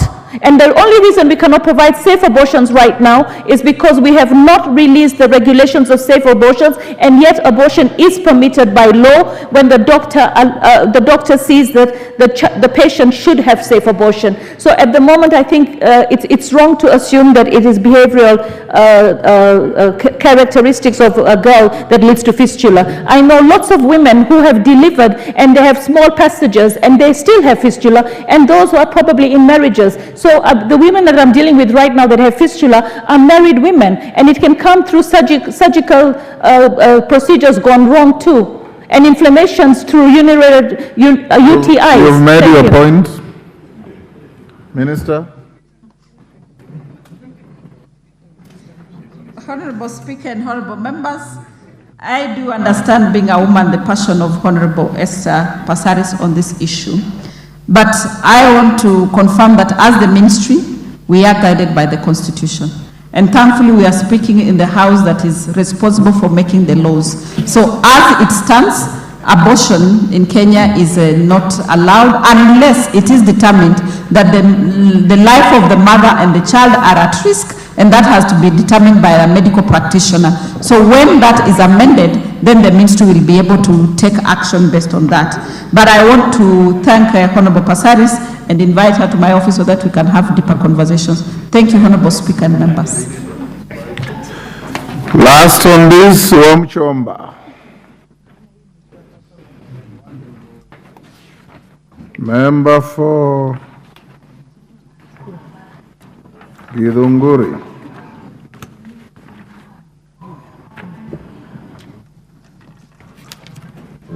Thank you, Mr. Speaker.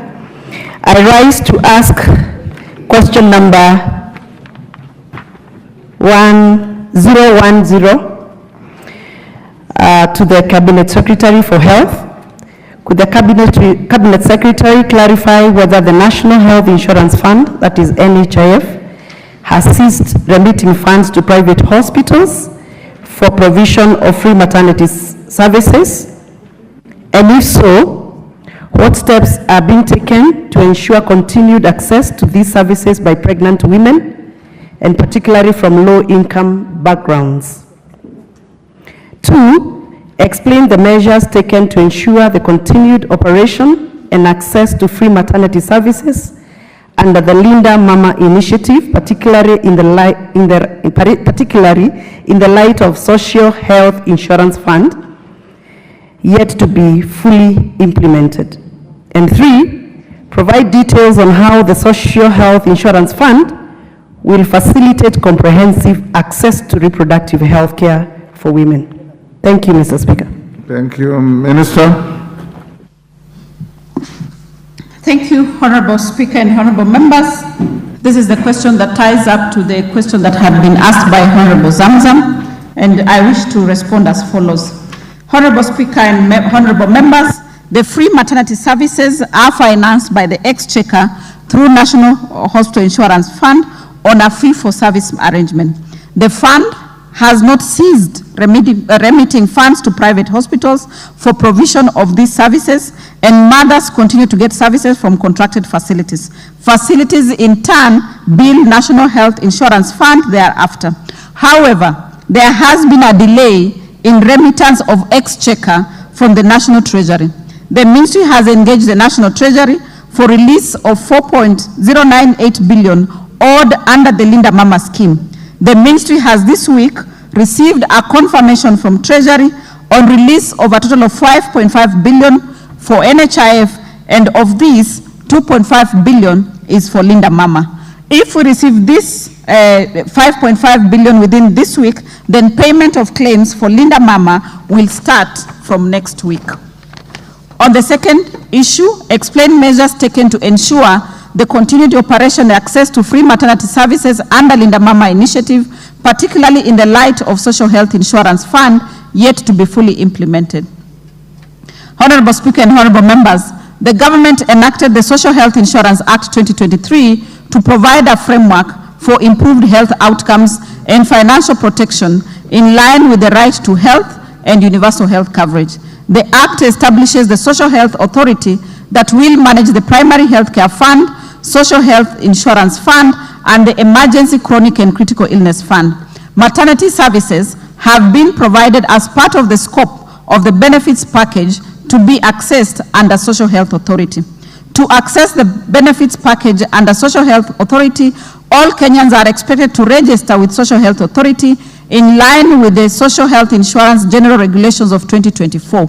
Benefits under SHA will start to be accessed from the 1st of July 2024. However, NHIF continues to operate, so there is no gap, and we are ensuring that there is a seamless transition. The government also recognizes that we have low-income households who may not be able to raise the minimum amount of 300 shillings for Social Health Authority.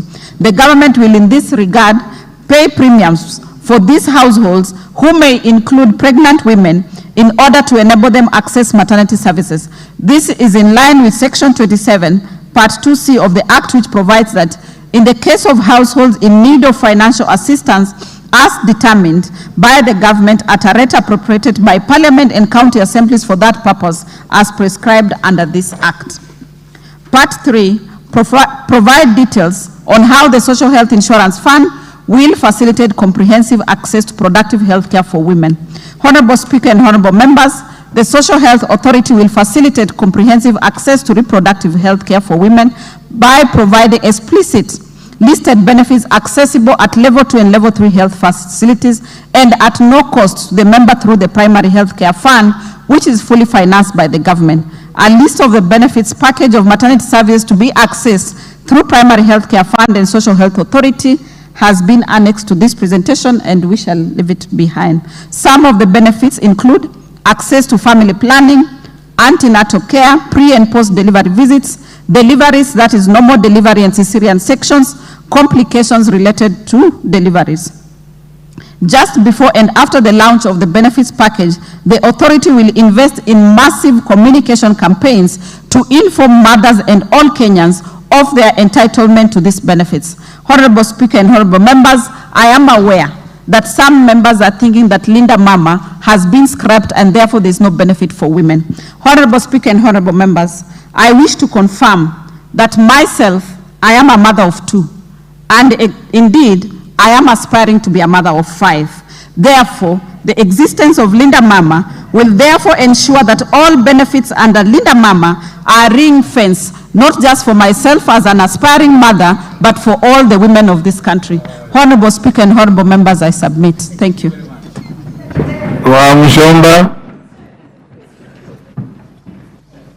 Let the questioner. Thank you, Mr. Speaker.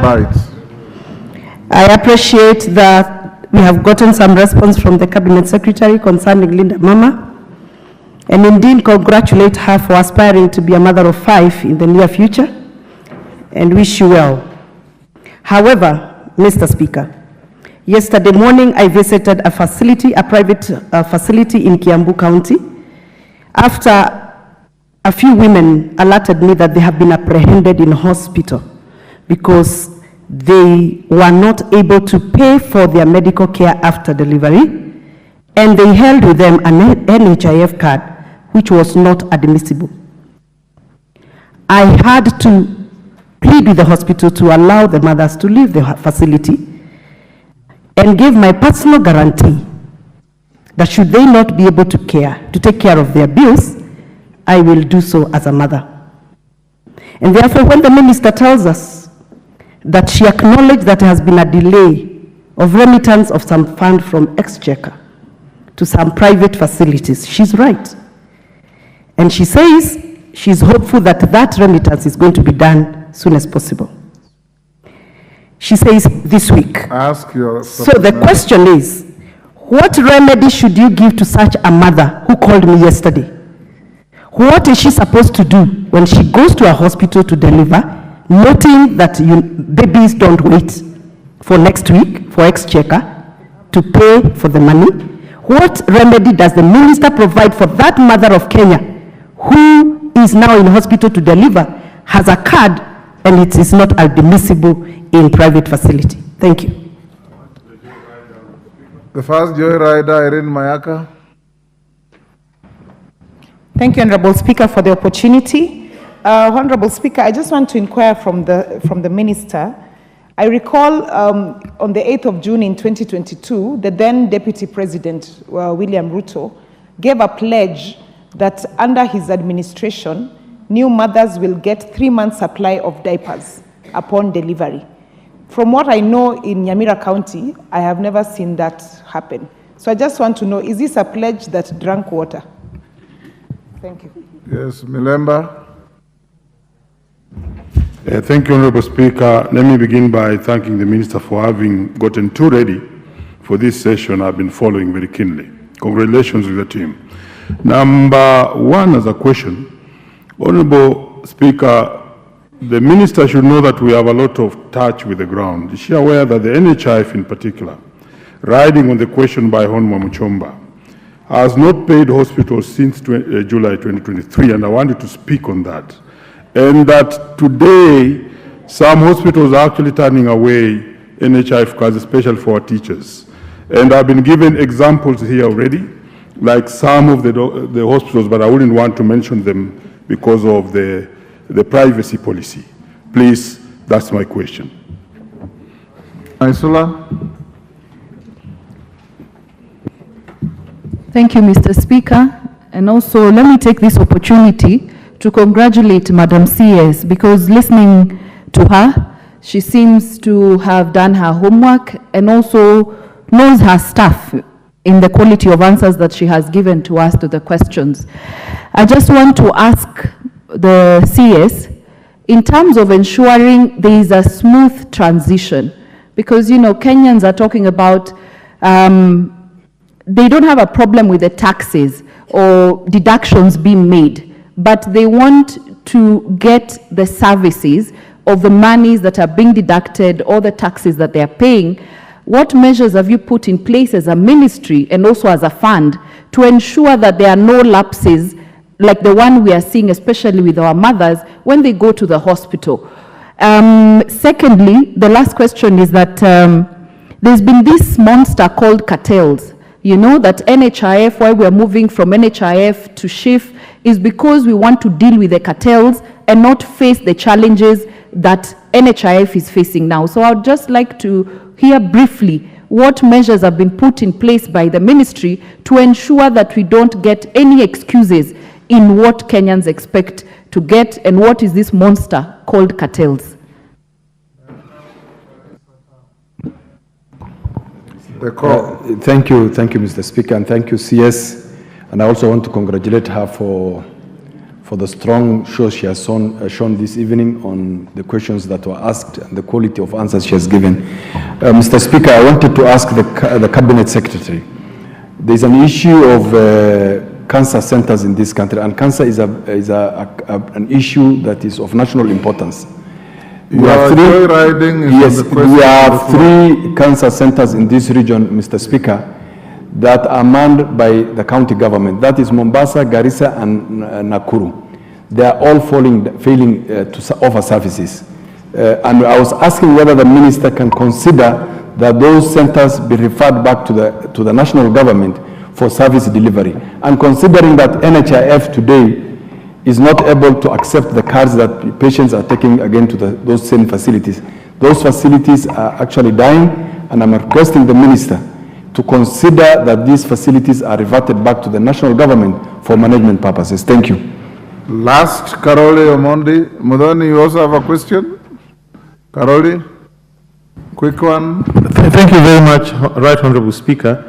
I just wanted to know from the Honorable Minister whether her ministry has a plan to do a review of the impact of devolving medical services in terms of whether they've improved services, whether they've improved the terms and conditions of service for doctors, whether the element of insurance is working. Because my experience is, around the world, the countries that have the best medical systems have unitary systems, like NHS in England.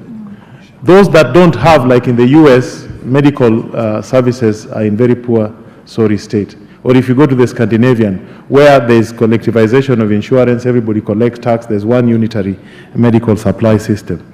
So I'm just wondering whether there's a plan to do an audit, a holistic audit together with the county governments on the impact of devolving medical services. Thank you very much. Mudhoni.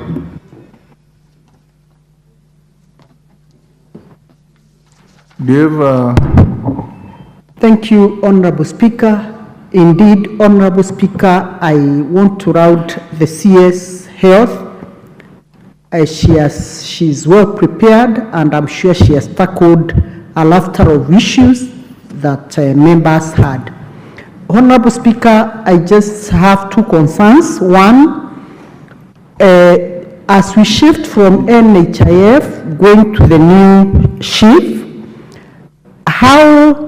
what measures has the ministry put in place to ensure that when you go to an health facility, the services that you get there are seamless? Honorable Speaker, I'm asking this in relation to where many a times you go to a health facility and you are told to wait for what they call pre-authorization. Honorable Speaker, sometimes it's an emergency and you see family members helpless and not knowing what to do because that pre-authorization takes ages. Number two, Honorable Speaker, we have various entities like the teachers who would contribute to this scheme and every other worker. Honorable Speaker, what guarantee is there that when they attend any facility that is next to where they require services, they'll be attended to instead of being told just fill 2 hospitals where you'll be attending, and you are not static and sickness will not wait for you to go to the nearest station to your home. Thank you, Honorable Speaker, but congratulations to the CS Health. Farah Maalim.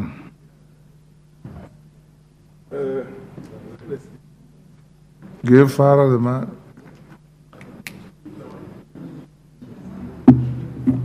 There's one next to you. Oh, yes, yes. I want to join my other colleagues in congratulating the Minister for making a serious effort. I know this is the beginning, and there's going to be a lot of conversation on this issue. But I want to ask the Minister whether the Ministry has ever considered something akin to what they call in the UK National Health Services. We have a Teacher Service Commission in the country. We need something that encompasses the entire health, that looks at the quality of training, that looks at the training of doctors, nurses, physiotherapists, everybody, employment, and all that in a holistic manner. Because we have a situation, Mr. Speaker, in which a consultant surgeon who had a straight A in his Form 4 and went through university and did 16 years of education will be interviewed by an MCA who has got a D+. Mr. Speaker, sometimes we need to give the weight that we need to give to this very critical sector, because these are the people we are going to entrust with our lives. We need to look at this thing in a holistic manner, whether it's going to be looking at the Constitution also, and look at how we can have a body that runs this thing, a body that essentially is going to be involved in the employment, in the benefits, in the etiquettes, in all those things, the integrity of that, what do you call it, the Hippocratic, they call it Hippocratic oath that the doctors take. And we can have these things similar to the way you have it in the Teacher Service Commission right now, and the way they have it in the UK in the National Health Services, and a number of European countries. We don't have to reinvent the wheel again. Do have that. I do understand that our Constitution of 2010, when both me and you are in this Parliament, there are a lot of things that needs to be changed. I've having experienced this now for 10 years. Can we look at it in that holistic manner? And the Minister give us an undertaking. Thank you, Mr. Speaker. An undertaking on that possibility itself. Thank you. Beatrice, I want to close here. Thank you, Speaker. Yes, I'll be very brief. Mr. Speaker, in terms of, first of all, to appreciate Waziri so much for clarity in the many issues she has answered. But then, this issue of NHIF with missionary hospitals, the private hospitals, we need to look at it, because I will tell you, Waziri, there is this mama right now at Mary Immaculate here on Gatanga Road. When she went to Mbagathi, she was sent back there for CS. She has an NHIF card. She can't use it. She has been detained in hospital as much as she has paid her bills. So it is important to have a conversation together with the private hospitals to see how we unlock this issue of NHIF with them. Thank you. Minister, can you respond quickly to those?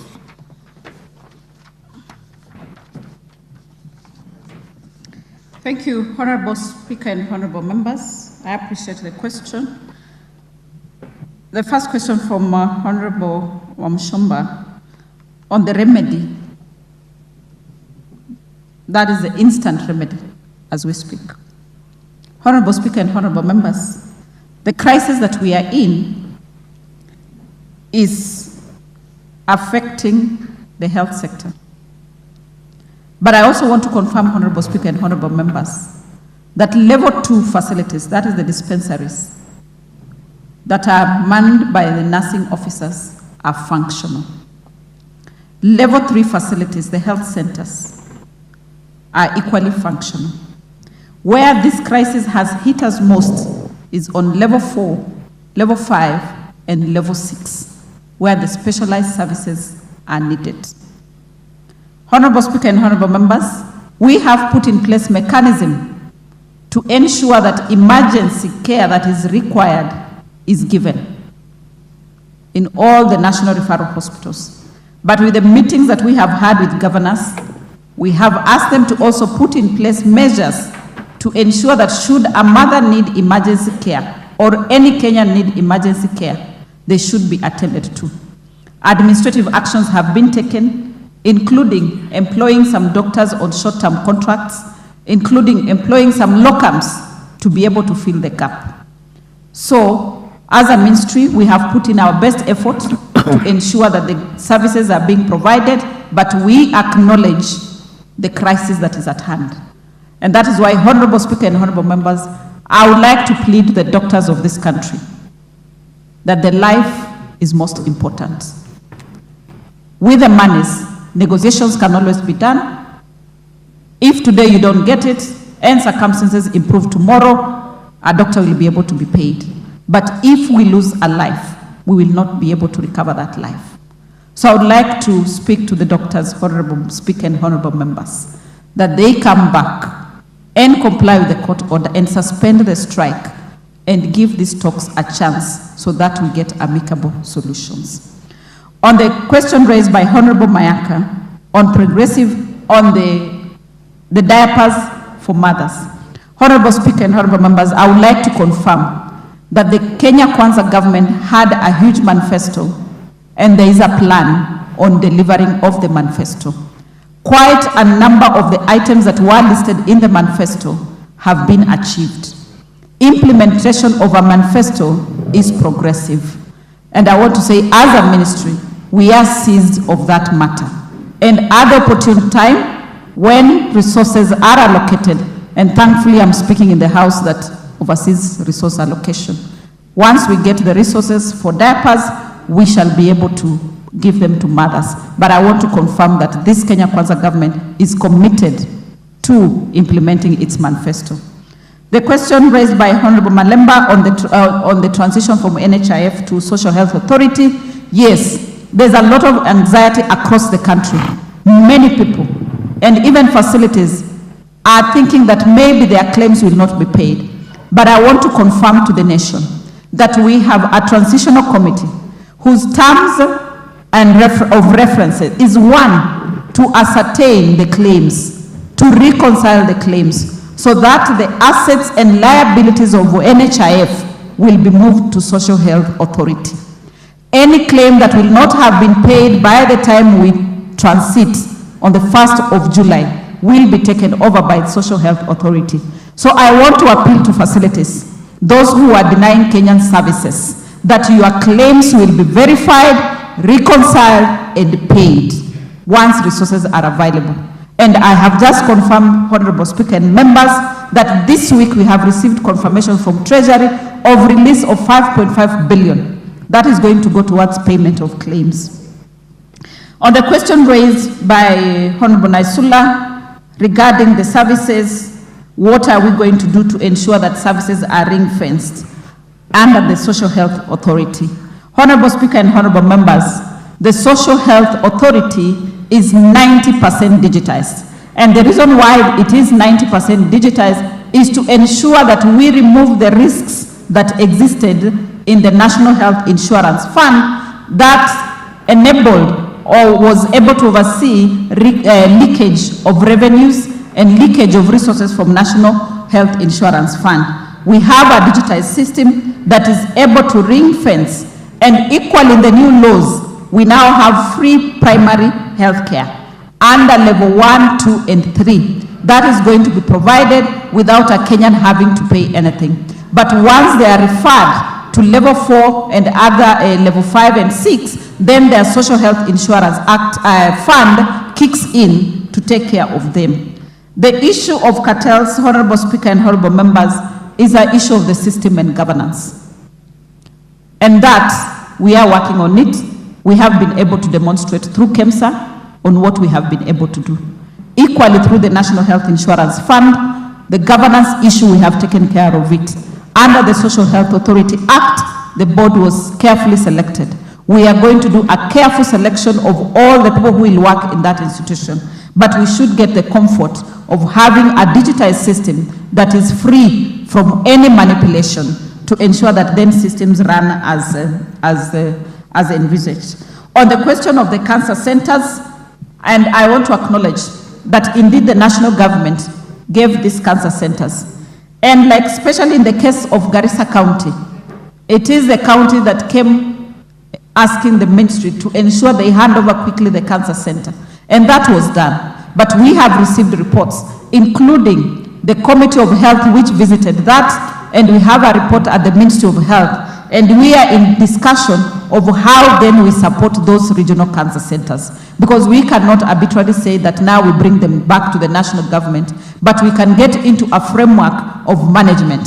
Because management of those equipment is capital intensive, and therefore we want to get into an agreement with the county governments on how we can jointly do that. On the issue of whether we have done a survey or not, we have the Kenya Demographic Survey that is done after every 5 years. And Honorable Speaker and members, I want to confirm that under the devolved system of government, we have positive outcomes on health. For example, the maternal mortality rate has reduced. The infant mortality rate has reduced. And there is clear indication that even the distances that were being traveled by Kenyans to access services have reduced based on the health facilities that have been put in place by the county governments. Having said that, I think there's an opportunity then for us to have a national conversation on all these areas, especially the other functions that are being done by the county government, and see then how best we remedy if there are gaps in implementation. On the issue raised by Honorable Modoni, as a ministry, we did gazette the transitional committee, and we expect there to be a seamless transition. However, we know that there could be challenges here and there, and the biggest risk we have identified as a ministry is the unpaid claims. So we are in discussion with National Treasury to ensure that these claims are paid, so that then they do not impede the transition from NHIF to Social Health Authority. But also want to confirm that under Social Health Authority, there is no pre-authorization that is needed for emergency care. If you need emergency care, there is no pre-authorization that should be provided. Under the existing National Health Insurance Fund, there was selection of facilities, and that is one of the items that we dispensed with in the Social Health Authority. There is no more selection of facilities by Kenyans. If you are registered to get services wherever and whenever you are. And we are going ahead with digitization to integrate all services and ensure that there is movement and portability of patient data, that should a patient want to move from one facility to the other, they do not have to carry exercise books, they do not have to remember anything, they'll find their data available at their next level of service. And equally, the ideal situation is that patients should be able to manage their information on their mobile phones. And that is an ideal situation that we hope to move to into the future. The question from Honorable Fari, Health Services Commission. Honorable Speaker and Honorable Members, I think this has been a question generally in the public, but the creation of Health Services Commission is beyond the mandate of the Ministry of Health. But I want to believe that during this time, during this crisis, when we have all of nation approach, we are going to listen to all suggestions, and indeed it's determined that Health Services Commission is the cure of the perennial issues that we have.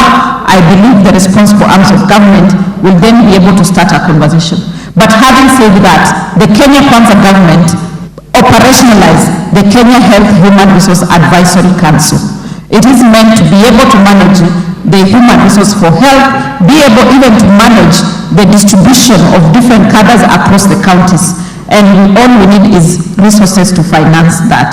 On the question of Honorable Beatrice Elachi, I have already confirmed that we have an issue with the claims. But I want to believe that once we receive these resources that we are expecting this week, from next week we start payment. But Honorable Speaker, also to confirm that payment of claims is a continuous exercise.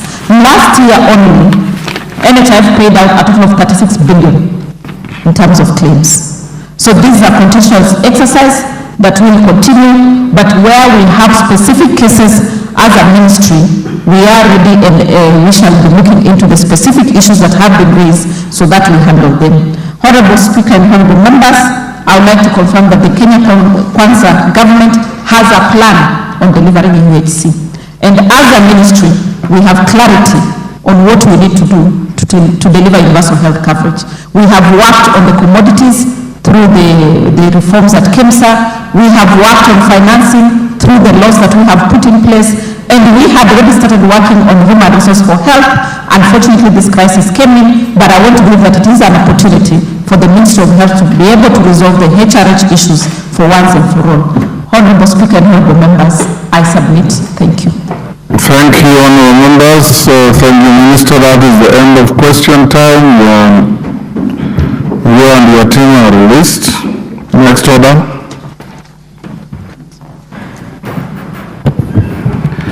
Order number 9, the National Land Commission Amendment Bill, National Assembly Bill number 43 of 2023, second reading, resumption of debate. I'm told Honorable Zamzam was on the floor. Can you wipe the screen so that I see who the new interests are? Beatrice Elachi, you want to speak to this? Carolo Mundi, okay, we'll start with Beatrice Elachi. Carolo, you better log in. Don't see you on the screen. Thank you, Mr. Speaker. Mr. Speaker, I rise to support this amendment bill by Honorable Owen Bauer. And Mr. Speaker, in the amendments, what the member is requesting is to see how, because of the crisis that is in the ministry, in the commission right now, that the 5 years has lapsed and now they need more 5 years to come in so that they are able to continue with their mandate. But Mr. Speaker, when you look at that, which is a good idea, yes, but also it means we're just going back to the old where we used to have the open end of where at many years the same injustices we've been speaking in the Ministry of Land and all that will just come back. So the best that we can do, as much as we are supporting, is to give back the 5 years, we review what is there, and they proceed the way they have been working. Because if we just open, it means anyone also can just come in. The ministry will start having this, it will become an overlapping issue with the ministry, with the commission. We won't even know now where to move. So as much as I support it, I want us to be very clear that we will go back on what the Constitution intended and review and just give the Commission the 5 years they need to continue with their work. The other thing, Mr. Speaker, is that while we are doing all this, and while even we are talking about the issues of land, the injustices, the biggest injustices we are finding ourselves, and I have kept on crying, is the schools that we have in Nairobi, where the titles, when you look at them, you are asking yourself, how did the title of a school find itself with estates inside, with people, they are the ones who man and hold all the huge systems that we have of Safaricom. So you find Safaricom just paying other people, not even the schools itself. And when you go for the titles, like now, I've just seen some recommendation from the Ministry of Land that says the title in 2017 of Lavington Primary School, Mr. Speaker, was, there was one person, Kemson, who are trying to fight to say part of it is their title. But then it was revoked in 2017. Now my question is, if it was revoked in 2017, why are we back again in conflict with the same team? So for me, even as we look at all this, and it's like we wait until the end is when we come rushing into Parliament to look at all these things, and yet it is in the Constitution. We knew very well in 5 years they will have a crisis. But we have waited until it is lapsed is when we are coming, Mr. Speaker. And so at this time, you can imagine how many things are now moving around and being done in the wrong way. So for me, Mr. Speaker, what we need to ask ourselves in the amendments that we have of Owen Bauer is that one, let us relook at the mandates. Let us stop this conflict we have created where the ministry is becoming more powerful even than the land commission. And then you find yourself again back to the same challenges we used to face. Somebody else, the file is hidden. I have been looking for this file of Lavington Primary. We have looked for the last 2 years. We've worked a journey in the ministry. And I just want to thank CS Alice Wahome. When she has come is when now things have started also moving out very fast. So for me, even as I conclude, Mr. Speaker, this issue of land, the land injustices, private land, public land, the big crisis we face in Nairobi is the public land that people have just taken, Mr. Speaker, until you can't even know which is public land, which is private land, how is a title in a zigzag manner, in a W manner, and you're wondering why is townhouses in the school, and yet you're being told that is how the title is.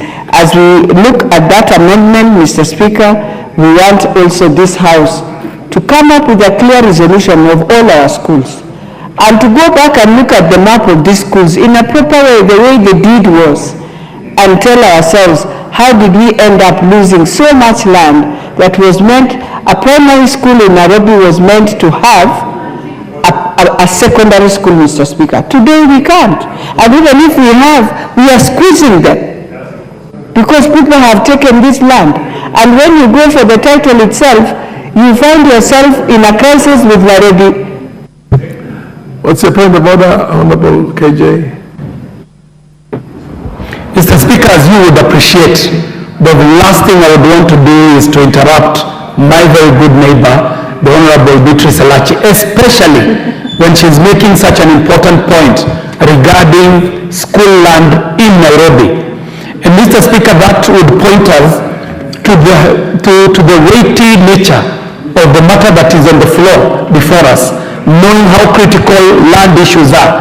And it is on that rostrum, Mr. Speaker, that I stand on standing order number 35, calling upon the chair, because I would imagine that the chair is blind to the situation, calling the situation of the House to the attention of the Speaker to see what our quorum looks like and to make a decision, Mr. Speaker, pertaining to the quorum issue as is provided for in standing order number 35. So, Honorable Speaker, I am very apologetic to the Honorable Beatrice Alachi, and I know she has the right to continue and complete her contribution, but I wanted to call the attention of the chair to the situation of the quorum in the House.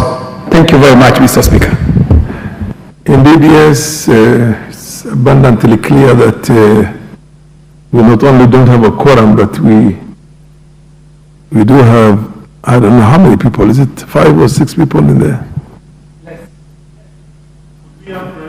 Please, can you ring the quorum bell, please? Ring the quorum bell. And ring it for 10 minutes.